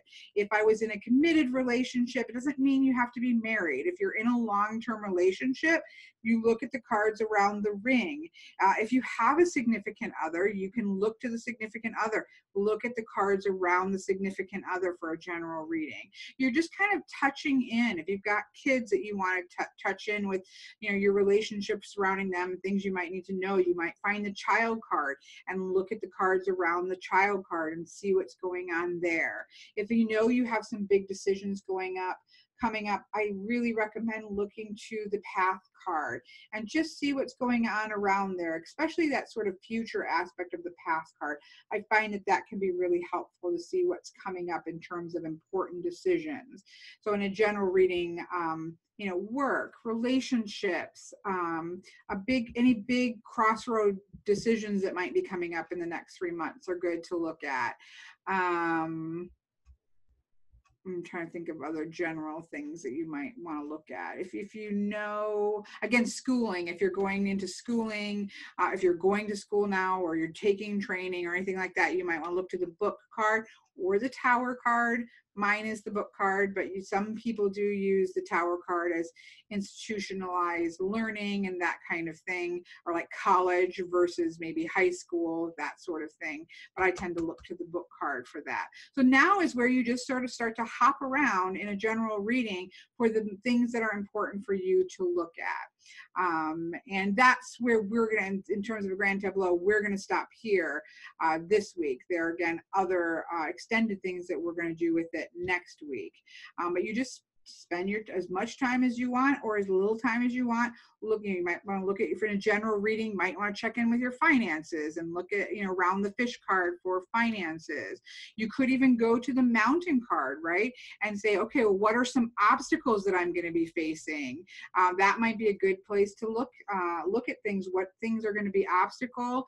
And again, next week when we start to look at houses, you'll see how this really opens up, because you can look to the obstacles and see, well, what house is it in? And that might give me more information about where I'm going to be having obstacles coming up. And I've got some heads up now, and I can look around this. How am I going to deal with these particular obstacles? So there's a lot of different ways that you can kind of jump around in a general reading and spend as little time or as much time as you want to do to dig out, just parse out. This is the beauty of a grand tableau. It's like a puzzle. You're looking over here and you're looking at the cards over here, and you're looking over, and especially when you start to chain them together, you start to see where they start to link together. And it's a really neat way of reading that I don't think there's anything else like it. I think it's definitely what makes Lenormand and not just an oracle system or not even tarot. It's its own thing because of this ability to sort of puzzle and link and dig through so many different topics in one layout, that I think is what is the power of Lenormand. Why would you choose Lenormand over a tarot reading? Well, in terms of a general reading, I don't think there's anything like Lenormand to lay out a grand tableau and really dig into all kinds of things. When you do a tarot reading, you're generally better off. I do general tarot readings, but in terms of laying out a tarot reading and then start to look at work and look at this and look at love life and look over here, it doesn't really work well that way. That works better to have this specific question that you have, or an overarching general reading. But to really like answer multiple types of questions, it doesn't work very well for that. This is what Lenormand does really well, is let you go into multiple questions in one reading. And so, yeah, so when people say why Lenormand, this is one of the reasons of why Lenormand, is you can just get so much out of a single reading that I wouldn't recommend in another type of reading. So I'm going to go ahead and pull this up. If somebody has a specific question, I'm just going to lay out a grand tableau for Chris. Will a long-awaited outcome go favorably? I would say you need to at least give me a little more specific of the outcome. Is like a work outcome, relationship outcome. You need to narrow that down a little bit to be able to do this without having to give details too much. Disability claim. So that would include, I'm assuming that would be a financial, the result of that would be a financial gain. So, okay, so we'll look to the fish cards. It's important, and do this for your clients. Like with Lenormand, I always tell people, because they'll be like, how much information do you want? The more details in, the more details out. The broader the question, the broader the answer is going to be. And so I tend, if somebody asks you a question, don't hesitate to say, because maybe they don't want to get, especially in an open, obviously this is a public forum, but if it's just you and the person you're reading for, they still might not have, they may not want to spill out their entire guts to you, depending on the situation. And so it's not like you have to say, okay, give me every minute, don't give me, you have to give me your disability claim forms or anything, right? But don't be afraid to say, in order for us to know where to look, we need to hone this in a little bit closer and just ask for what you need, enough so that you can get the significator card. And so with what Chris has given me, we know, okay, let's go to the finances.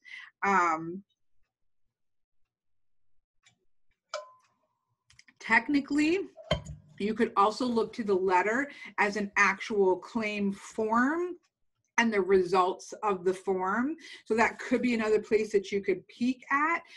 But I would choose one to be, when we're doing a specific question like this, I would choose one. And I always, when I'm doing, I'm shuffling for the client, I'm telling them that's where I'm gonna look. There's no, okay, well, you know what, the letter card actually looks better. So I'm gonna go over here, or yes, exactly, you could be a message. You could use a rider card as news that's gonna come about that. So you always want to be really clear with yourself as you're laying the cards out. And then it's also great for the client. It gives them a sense of, okay, she said she's going to go and look here.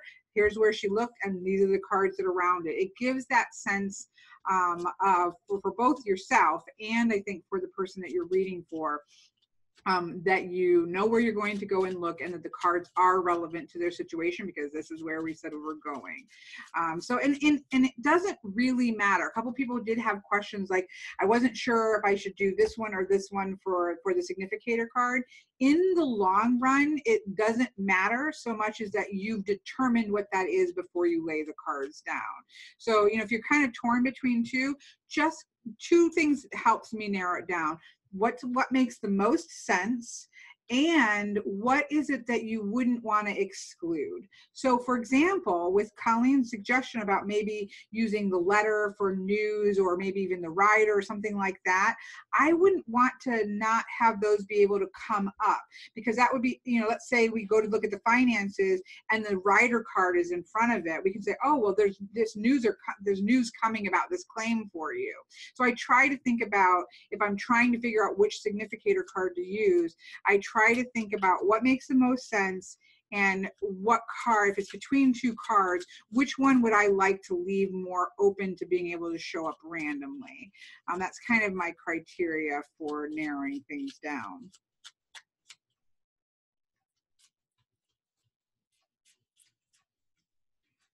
So we're looking for a long-awaited outcome and whether or not it's going to go favorably. Now, again, this is a yes and no question. So we're looking very specifically for, do the cards that are surrounding the fish card seem to indicate a favorable question, right? Because that is his question. Now you could, as a reader, again, I know there's quite a few people who are readers. So you could, as a reader, say, you know what, a yes and no question isn't something I want to deal with. How else can we word this so that you can, so it's not a straight yes and no. But I think it's a good example of how to look at yes and no questions.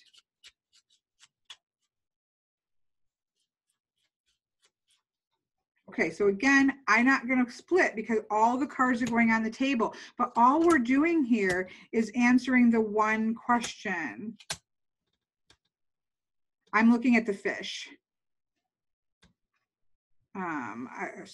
Yeah, Colleen. So for Chris's question, I'm looking at the fish card because it's something that it results in finances. So that's just what I chose. 1, 2, 3, 4, 5, 6, 7, 8, 9. Now you have two options when you're using a grand tableau to just answer a specific question, right? You can literally skip right to where you're at, right?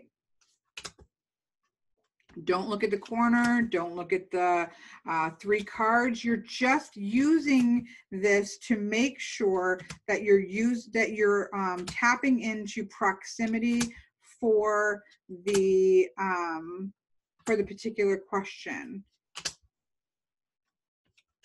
So instead of searching through your cards, finding a significator and having the cards before and the cards after, you're literally laying out the grand tableau and you're just honing in on what you need to hone in on to answer your question, and then you're done. One and done. It takes a little bit longer because you are obviously laying out all of the cards. Although when you're just doing it for yourself, you can messily just lay them out. If you're literally just doing a quick question, it doesn't take that much longer once you're comfortable doing it and you're not worrying about it fitting into a screen or anything like that, to just whip the cards out. It doesn't take that long. Now I want to show, we're just going to take a peek in the next week, let me just show you. Because I would say this is a great thing to do.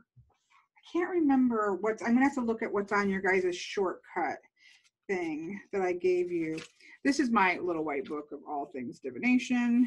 But one of the things that I recommend is having the grand tableau laid out like this on something, whether it be a piece of paper, notes.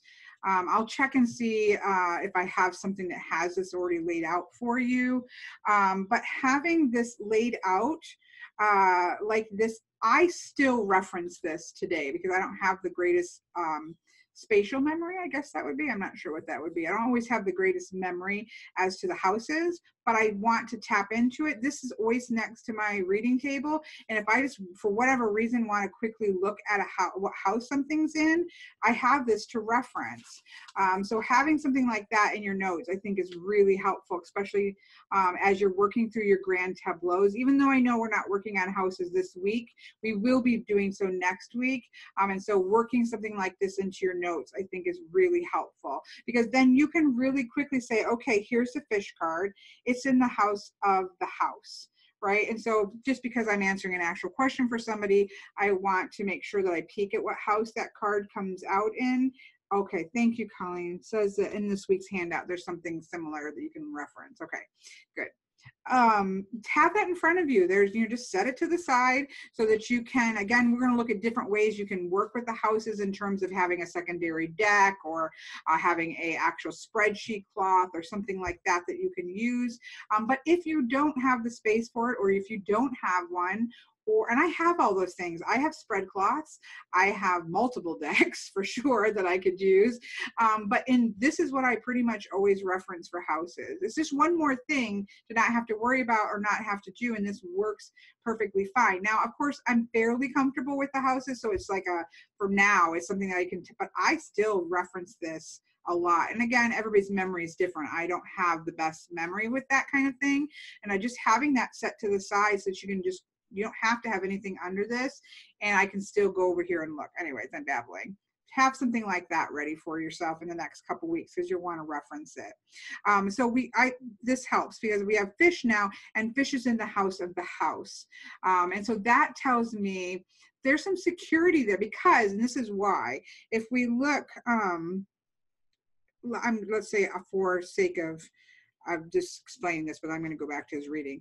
If this was over here and we had the cross showing up in the spread, which looks like things are a little bit difficult, it gives me extra information to know that it's in the house of the house, which gives it a sense of security there that might offset some of this weight. And so I don't look at every single house that a card is in, but I do look at the house of the significator that I'm looking at. So if I'm looking at work, I'm going to go look at the house. So every single thing, I'm not looking at the houses.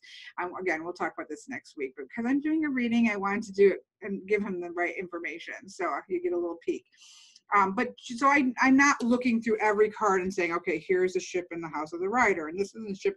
I don't do that with houses. I use it for the significators and for something that I need to clarify what it might be talking about, such as obstacles. If I want to see what kind of obstacles, then I'll peek at what house is it in. It gives me more information.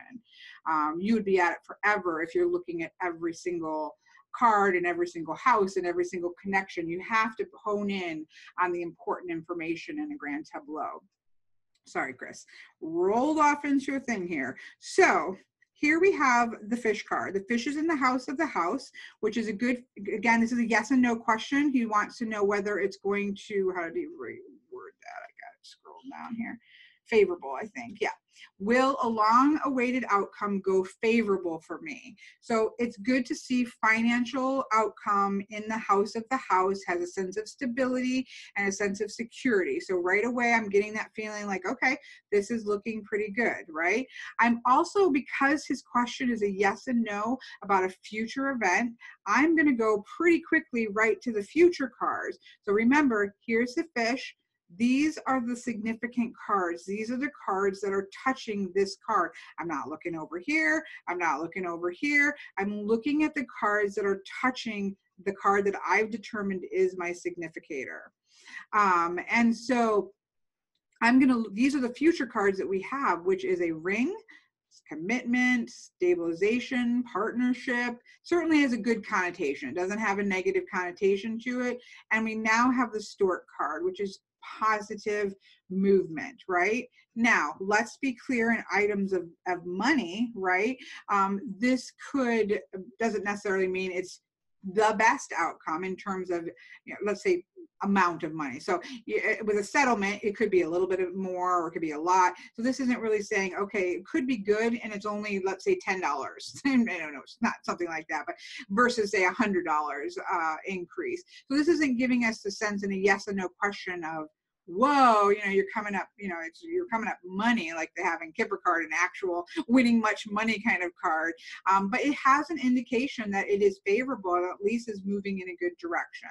So with a yes and no question, I look at the ring and I look at the stork and I say, yeah, things are heading in a favorable direction there for sure with the stork card. And the ring is only a sense of solidness and commitment and a good thing there as well. So right away, I would answer the yes and no question as things are looking favorable. And then I might, still peek and say, okay, the road to this has been a little bit complicated because of the snake card. And part of the complications might be that it's drug out and, he doesn't really know when is going to get the answer to what he's looking for. It could have been a drawn out process. Could have been, just not knowing exactly when and what's going to happen. So we can see that in the background, just having to sort of trust in the process because that's all they had to work with. So I could kind of see that there. And underneath things, again, that sort of trusting that new things are going to be better underneath there. But in general, with a yes and no, it's pretty quickly, okay, it's in the house of the house. We've got the ring and we've got the stork card. If I had to pull something, and again, I never say, yes, you're going to get, as a reader, I would never say it's all coming up money for you, because I don't believe anything's set until it's set. It's that egg in a hand is better than two in a bush or some weird saying like that. But that sense that I don't believe in a fixed future. So what I would then say to Chris or to anybody I was reading for is that things look at this point as if it's moving in a favorable direction. And that's the answer to his question. And then you're done and you just walk away. Now you could, again, look at the first three cards and get maybe an overall feeling saying it's been a long journey, but we've got the bouquet. That's a fabulous, for this type of reading, that's a fabulous, great luck and happiness that are coming your way. It's still, with a snake here, might say timing might still be a little bit iffy. It may not come as quickly as he wants.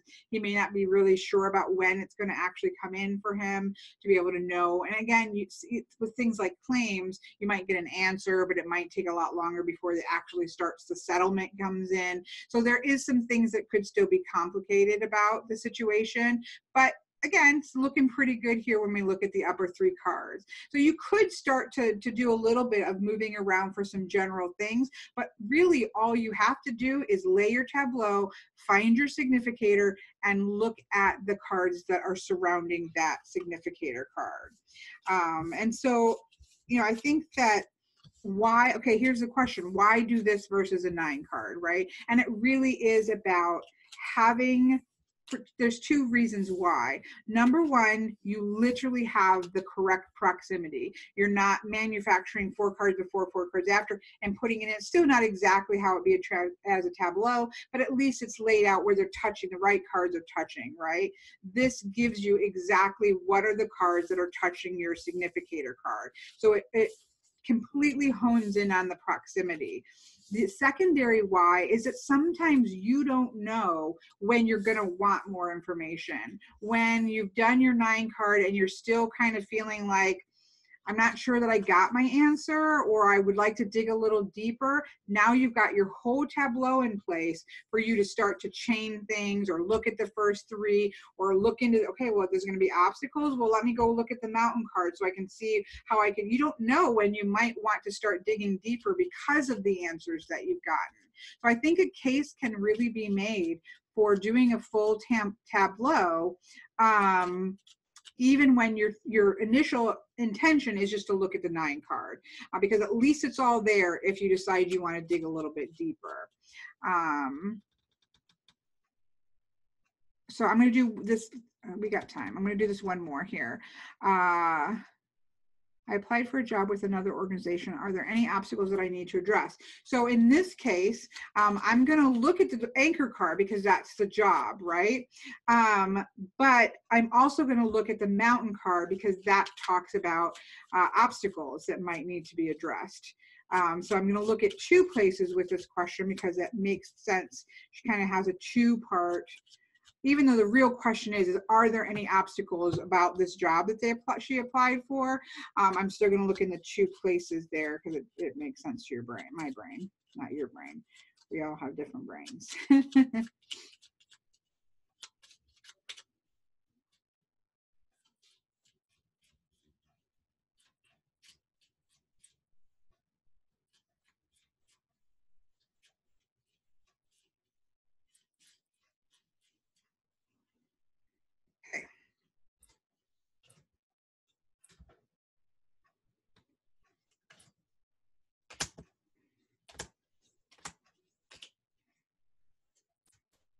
These straight first.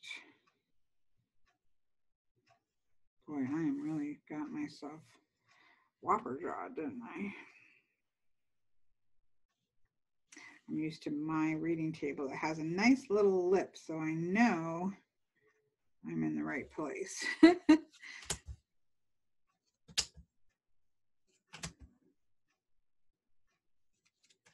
Now, as you're laying the cards out, I mean, you start to as you get used to doing tableaus. I tend to always, I'm looking at the first three cards immediately because obviously it's the first three cards that you lay down.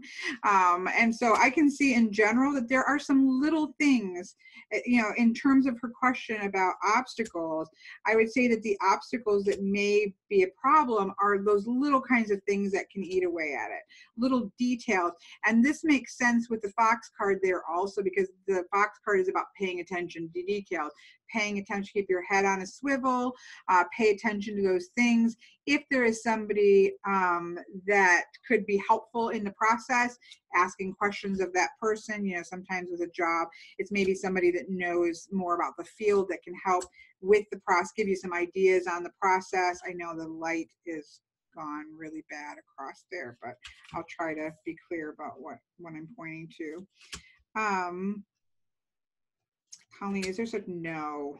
If you ever hear anybody talk about reversals with Lenormand, no. There's not. There's no tradition in Lenormand, Kipper. Most of the, I would even argue tarot reversals were probably a later thing. I'm trying to think, even like in old style cartomancy, because you have very solid, these spades were really bad and clubs were, you know, this, and, you know, it was very balanced of good and bad with the cards themselves. You don't read as much, although I feel like I have a niggle in the back of my brain that says there maybe was some tradition in cartomancy with reversals. But I think that reversals were a later add-on to a lot of reading systems, but Lenormand does not, there's no tradition whatsoever in which you use reversals in Lenormand. The only one that I know, and this is more of a modern system, is Deste, which is a Greek and Turkish system that I love, that's similar to Lenormand. That does have reversals built into it, but again, that was something that would certainly have been later than traditional Lenormand, and so it would have been something that was added in.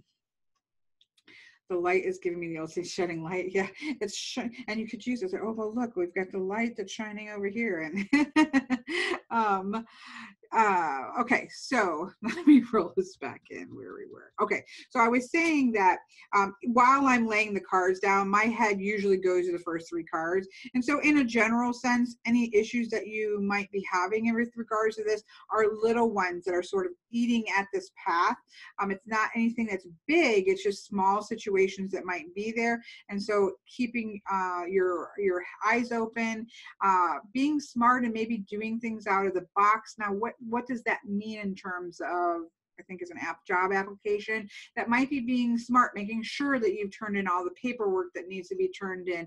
That can be, and this is what I do for even a client, like you give your client options if you're reading for your, or talk to yourself if you're talking it out loud. Give options, and the client is going to take that information, and it's up to them. They're the person who has to make the choices and decisions. They're the person that has to take the information and do something with it. And your job as a reader isn't to, in my way of reading, your job as a reader is not to say, do this, this, and this, and everything's going to work out good, or nothing's going to work out, so don't just bother doing anything. Your job as a reader is to give them information that they can use to the best of their ability for them to make the choices and decisions. So I will literally say, okay, well, the box is showing up in terms of an application, things that come to mind, making sure that you've turned in all the paperwork, make sure you have all of the contact or the references that you need. Do you need to maybe check back and, is there a protocol? I'm not big into, I haven't applied for a job in a very long time. Is there a protocol to make sure that you call and check back on how is everything going and touch bases? Like, make sure you're doing all of the little things that you can do, because where things might trip up might be in the little things. So that's what I would get out of just those first 3 cards as I'm laying cards down. In terms of the job, so then we look around and find, okay, where is the anchor? Where the anchor's at instantly tells me that there are still things that are in flux, right? It's not a done deal. The person maybe that's making the decision hasn't made a decision. It's still sort of open, right? The future here is still open, and it's not, there's no cards in front of it. So without reading any cards, where it's placed will give me a little bit, okay, well, I'm seeing that. Again, you can take a look at your little house chart here and say, okay, well, the anchor card is in the house of the dog. That is a sense, and the dog has shown up in the upper. So I love when things like that happen. We'll talk about that more next week with chaining, but the anchor is in the house of the dog. When you go to the dog, it's the upper card right there, and then you can follow where that's in and you can chain things around. But I love it when a card that is in the house and is also in the 9 card, because it puts like an exclamation point over that. So you see that there is perhaps a friendly influence there. It doesn't mean she's going to go get her BFF at this job. It indicates that there is a sense of trust and loyalty about this, that perhaps if she does get this job, it's a good job for her to get into, but she can kind of in some ways trust the situation.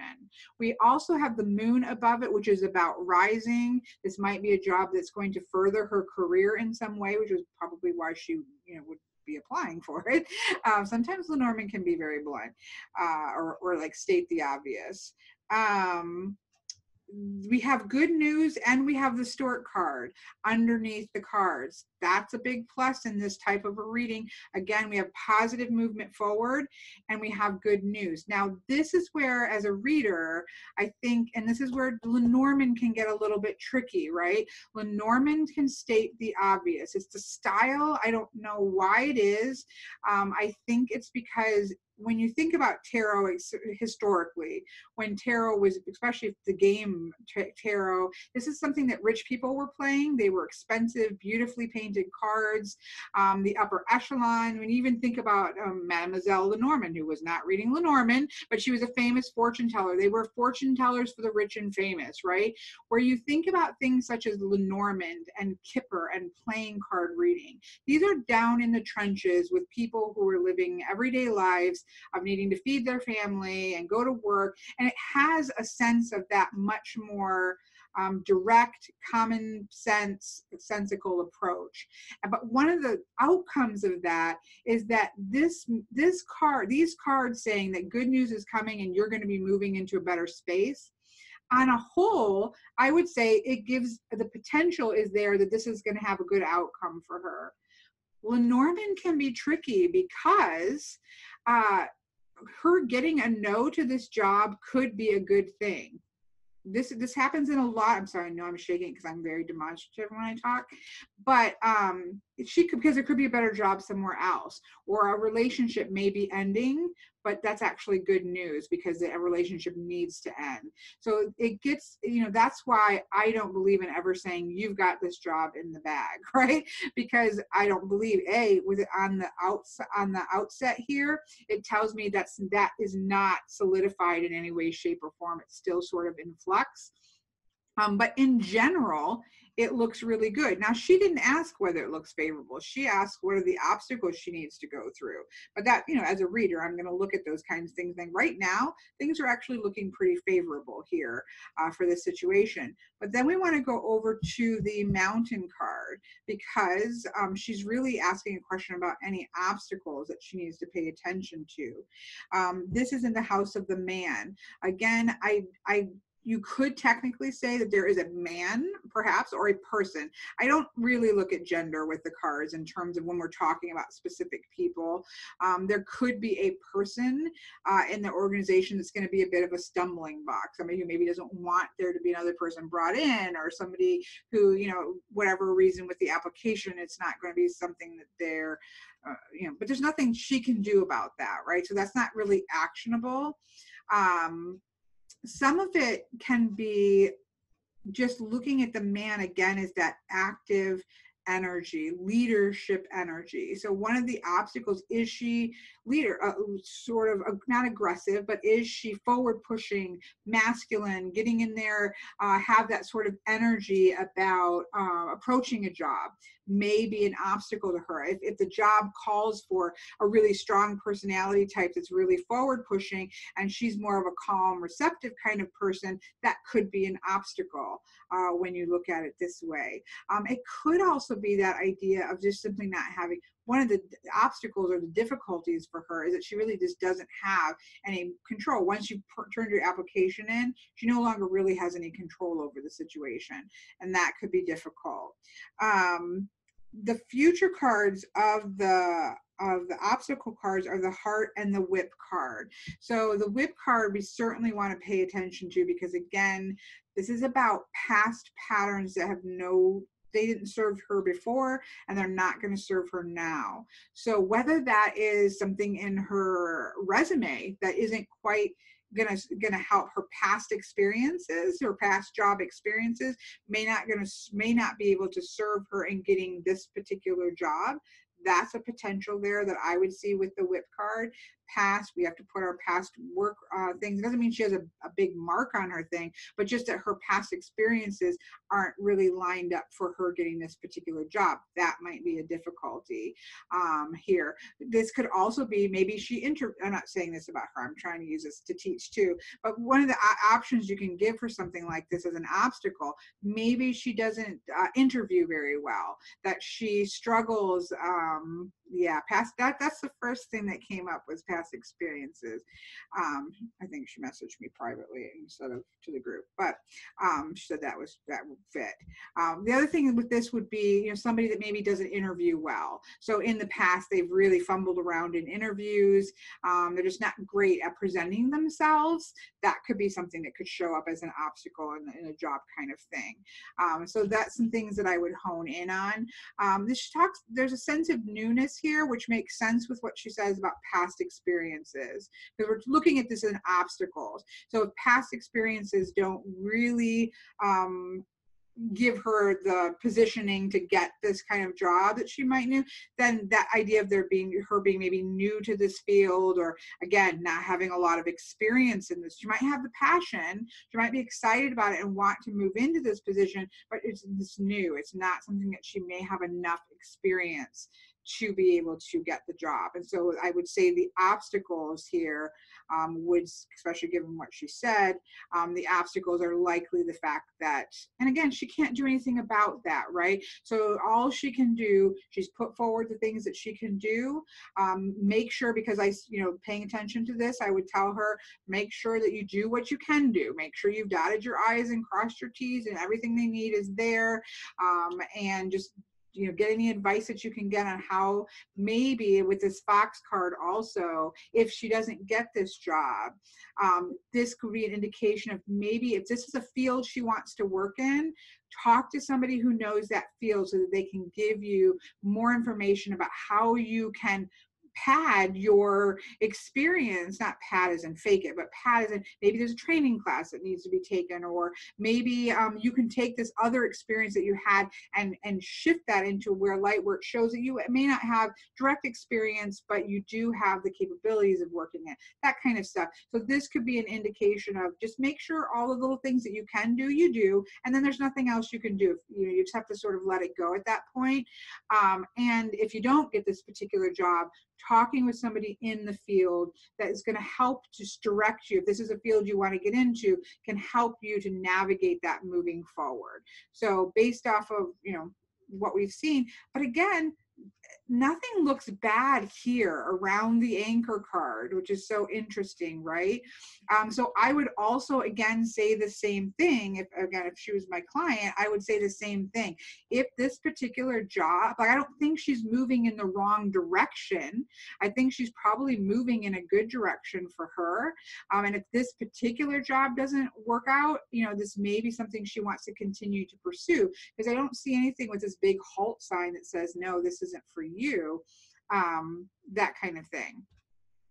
So that could also be it, Colleen, with the new here, that while she may not have a lot of experience, if you can produce, kind of put yourself forward as, my enthusiasm makes up for experience and I'm ready to get in there and start learning. Because this is around the obstacle, we're going to always look at it a little bit more of the shadow side, just because we're looking for what could trip her up. But it does, I think, conversely, give you ways in which you could turn that obstacle into something that was useful, if there's still an opportunity. Now, sometimes we put our application in and it's out of our hands and we can't do, but this is stuff to think about, again, because we don't see anything negative here. This is stuff for her to think about as she moves forward, if she wants to continue to pursue that particular career path or something of that nature. So that's, and then you can be done. Like you've looked, but the nice thing, again, to highlight why we would use a grand tableau, is that if we just did a 9 card, say, right, we would have had this information right here, and we could have gotten some good information, right? And of course, if you're just doing the 9 cards, could different cards have showed up? Of course, certainly.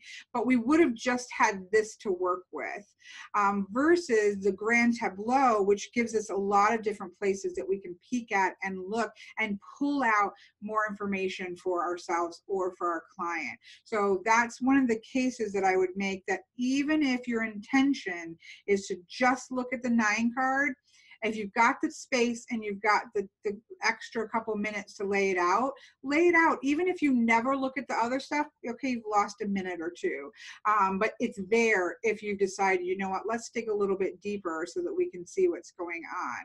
And so that's why I would make the case for getting into a practice of, even when you're doing a 9 card, putting the whole tableau on the table.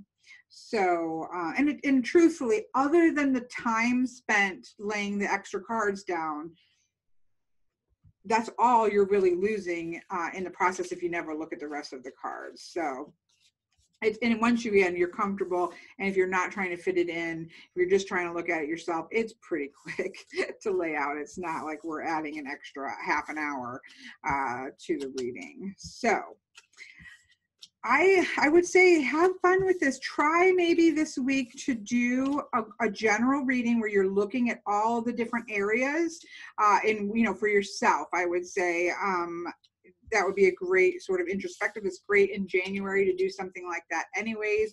It gives you something to refer back to. With a general grand tableau, I would definitely take a picture of it or write it out so that you can refer back to it, especially in the sense that you are doing, you're learning this, right? To be able to retrospectively look back is going to help you. So I think that would be important. And then maybe try, just doing, if you have a quick question to ask, or get somebody to ask you a quick question, laying out a grand tableau, but as a focus, I'm just looking at one particular question this week. The other thing is if you haven't done a tableau before, try out maybe both of them, at least laying them out and visually and kind of playing around with it. Do you like the 9x4? Do you like the 8x4x4? And again, if you start out with the 8x4x4 and then 2 months down the road, you're like, you know what, not feeling it. It's not hurting anything to go back because you still work them pretty much the exact same way. But give it a try and see. And again, it may come down to your space and the things that you're at, but play around a little bit with that and see what resonates with you. And if you're new, if you've never laid a grand tableau, it will be fine. Breathe. Breathe. And if all you do is lay it out and look at your 9 card and put it away, you've achieved a grand tableau, and that's all you need to have achieved. So, let's see. So I had a sticky note. Let me make sure. I'm going to put a link to the Lenormand, and I'm going to throw together, I think I have a sheet about the 6 card. I'll try to find it.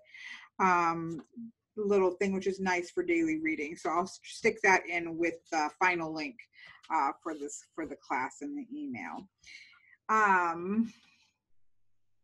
Breathe and be consistent. I know. Just breathe and be none of this is working with nuclear materials. If you mess up, nothing is going to implode or explode. It's going to be just fine. People do get so stressed about grand tableaus. I'm always like, it's not that bad. It's not that bad. We all have different brains. We all have different brains. I love grand tableaus. It definitely plays with my Libra brain a lot, just digging around, and definitely love it. And it's not for everybody, and no system is for everybody. So if you do it and you say, you know what, I despise this, you've learned something.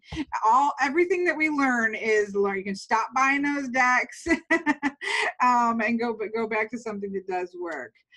Thank you, Chris. I hope so too. It's nice and toasty in here. I do not have the space heater on, so hopefully, but I told him I'm keeping the space heater for a couple days in case it goes out in the middle of the night.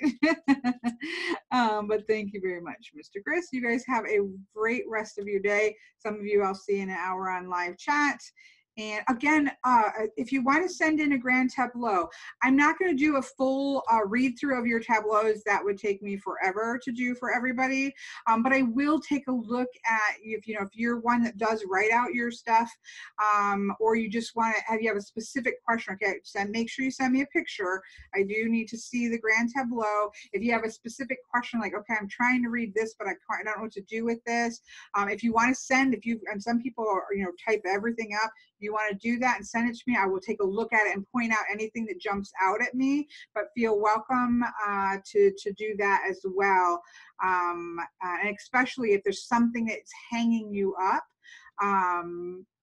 make sure that, point that out to me so I can zero in on something that you might be having difficulty. No, Chrissy, the live chat just happens every Saturday on my channel, but some people that are in class also participate in that, so I sometimes see them afterwards. Can we still send in 9-card readings? Chris, you can send one thing in, so whether that's a 9-card or a grand tableau is completely up to you, for sure.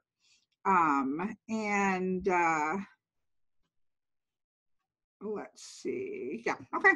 So I'll see you guys next week. Again, we're going to dig a little further into the grand tableau, chaining, looking at the house systems. I would say in preparation for next week, two things. You can make sure you have either 2 decks, which is helpful. You could do it that way. Make yourself a spread. Some people have spread cloths. Some people, I'll bring some, I'll have some things available to show the different things that you can do. But all you need to do houses is what I showed you, which apparently is already in your handout. So you just want to have that next to you, because we will be working with, when you do things like chaining, when you do things like working with the houses, you do need to know what the houses are. But this is all you need. If you do use 2 decks, it's helpful to use 2 decks, whereas one of them has the titles on them. So for example,